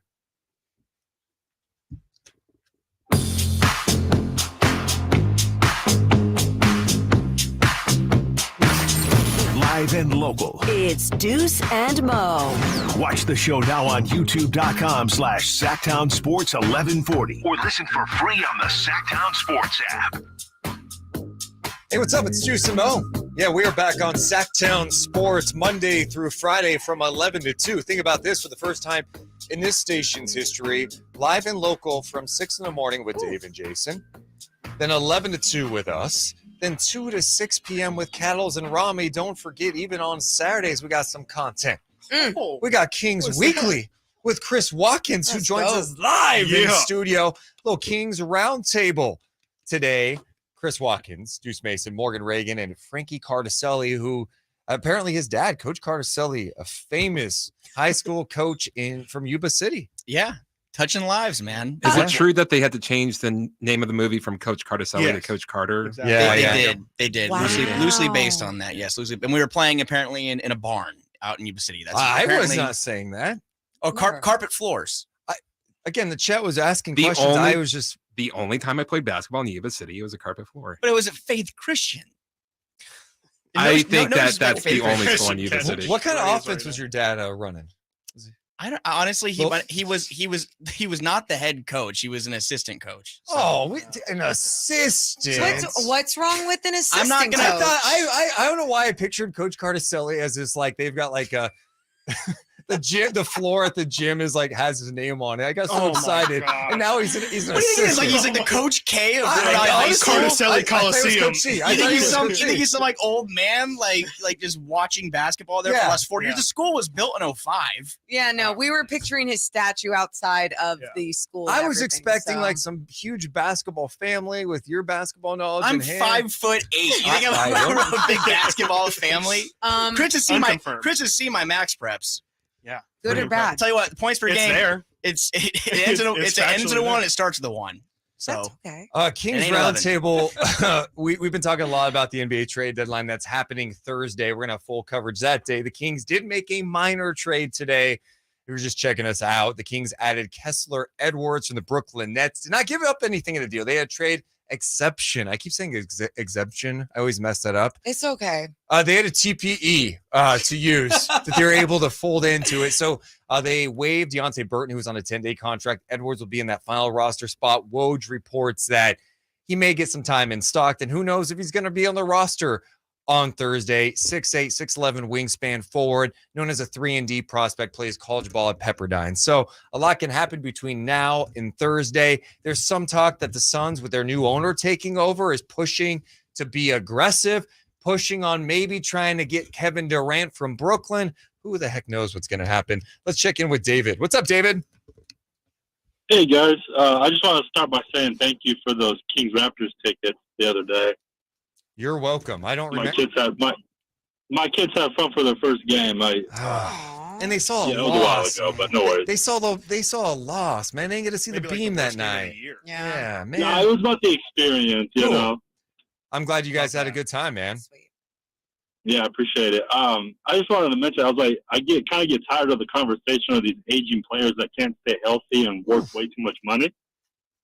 We need to focus more on anybody between 20 and 30 that doesn't cost an arm and a leg and that can actually still contribute on offense and not focus just on them. Oh, so you're an ageist. If you're over 30, you can't play in the NBA. Do you have anyone in mind if you're the Kings at the deadline? Is there a player you have in mind, or what are you thinking? No, I wish there was. It'd be somebody like Siakam, but I feel like a lot of guys get passed over with a lot of talent that kind of like when a rookie comes in, you don't exactly know how they're going to play inside the NBA, but a lot of guys don't actually get a fair shake. So there's somebody out there that the coaches need to be able to look at and work with. He barely meets your threshold because he's 29. Yeah, exactly. Okay, But he's not he's in, injury he's prone in. like these other guys. No, he did have a torn labrum and missed time. He had shoulder surgery at one point. I'm honestly just messing with you. Yeah, I'm just but trying to his poke holes in majority your of the theory. game, like KD, LeBron, even if he's healthy, his time is past. You know what I mean? Whoa. He could be He could be making history tonight. I appreciate you checking in, David. I have a question for you guys. I know it's a Kings roundtable. We're talking a lot of Kings. LeBron, if he scores 36 points tonight, would have the NBA scoring record. Mhm. Would you rather him break the record tonight against OKC or do it the next game against Milwaukee? I think Chris brought up an interesting point earlier with if with him having to score 36 points, they're going to stop the game, that whole thing. Like, I think it would just be a lot cleaner if it I mean, you know, It would not be that this is cleaner. what LeBron is But concerned what do you think about. would be better I don't know, for actually, us? would LeBron actually think about that? I think is something that you might be surprised by the answer. But what if? Sorry, I didn't mean to no. interrupt. That's What if he scores the 36 point in like a tie game with a minute left? I mean, then what? I mean, they can't stop the game? No. I mean, I think it would just have to be OKC's in the race. And then my thought is if he scores his 36 points when there's like less than a minute and it's a close game, they can't stop the game. That's what I'm saying. Everyone's saying this point over and over again. I like how everyone's Chris. That's why Chris just mentioned it because you mentioned he mentioned it. It's We all all mentioned going in it. a circle. Now, Morgan, you going to Wait, mention that? so wait, you guys, they It's like a can't virus. stop the game. They're going to. If there's a minute left. I don't think they would stop the game if there was a minute left. Yeah. I don't. I No, think I don't I think think so. they'd I be don't like, let's think just you do this can. after the game. Yeah. Well, I know it's clunky for sure. What if it then goes to overtime? I think the league. oh my God! Some I people think the just wanna league see the is. world burn. I think the league is probably hoping it happens Thursday for a variety of reasons. Right? It's the Bucks. It's on national TV. Giannis, Kareem played Kareem's for old both team, right? organizations. There's all those tie-ins. The star power is there. Maybe Kareem's in the building. I don't know, but Would Kareem be in the building? Absolutely not. Yeah. Kareem will be in the Kareem building. is the saltiest man on the planet. No, I think he said he's going to be in the building. He may be. He has intentions to be in the building. His intentions. Great verbiage, but also the drama built into that makes me feel awkward just thinking about. Do you guys want to end the show with Nick? Sure. Hey, Let's Coach do Nick, it. what's up, man? Hi, Deuce and Mo. How you doing today? Good. Say hi, Chris and Frankie. Hi, Chris and Frankie. What's up, man? How's it going?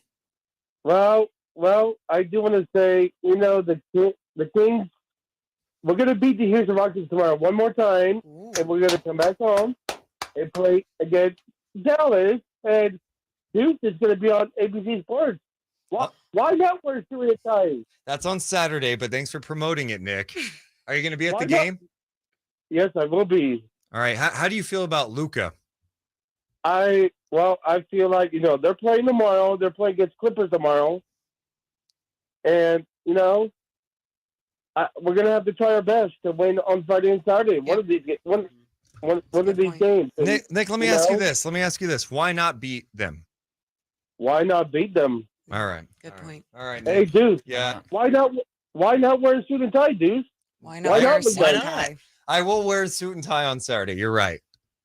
Why not wear it? Okay. Why not look nice? Okay. All right. Sorry. See you, Nick. Thank you. You're the final call of the show. Yes. Nick was naked on your guys' chat. Yes, he looked. correct. He was topless. Yes, Yeah. he was. Yeah. Why not suit and tie? Why not Wear literally clothes. anything? Yes. I will be on with Morgan on Saturday. NBC On Sports NBC. California. Yeah. Free half and Yeah. post. No, they knew the Mavs were in town. Kyrie's in town. Entertainers. Yeah. That's what it is. We'll try to have fun. My first home experience. Appreciate you guys being in again today. It's always fun hanging out with you guys. If we could do it again Friday, that'd be awesome. I know Morgan's like, if it was Morgan's way, she'd be like, every day, Kings Roundtable. Every day. I would. I love talking to you guys. And yep, we'll make it happen. Yeah, no, thank you guys for having us. And I mean, that means this is the last time we'll have a chance to hear some hot takes from Chris about the deadline. No more trade deadline. We got to wait for after the deadline. You might have some hot takes you after. You never know. Hey, things happen. Buyout market. Buyout market. Let's go. Yeah, do not go anywhere, though. We will continue on here on Sactown Sports. Cattles and Rami are coming up next. We'll be back tomorrow, 11 a.m. Make sure to subscribe to the podcast anywhere you get podcasts. Make sure you go to youtube.com/Sactown Sports 1140. Subscribe there. Hit the thumbs up button. We love you guys so much. But we got to go. See ya!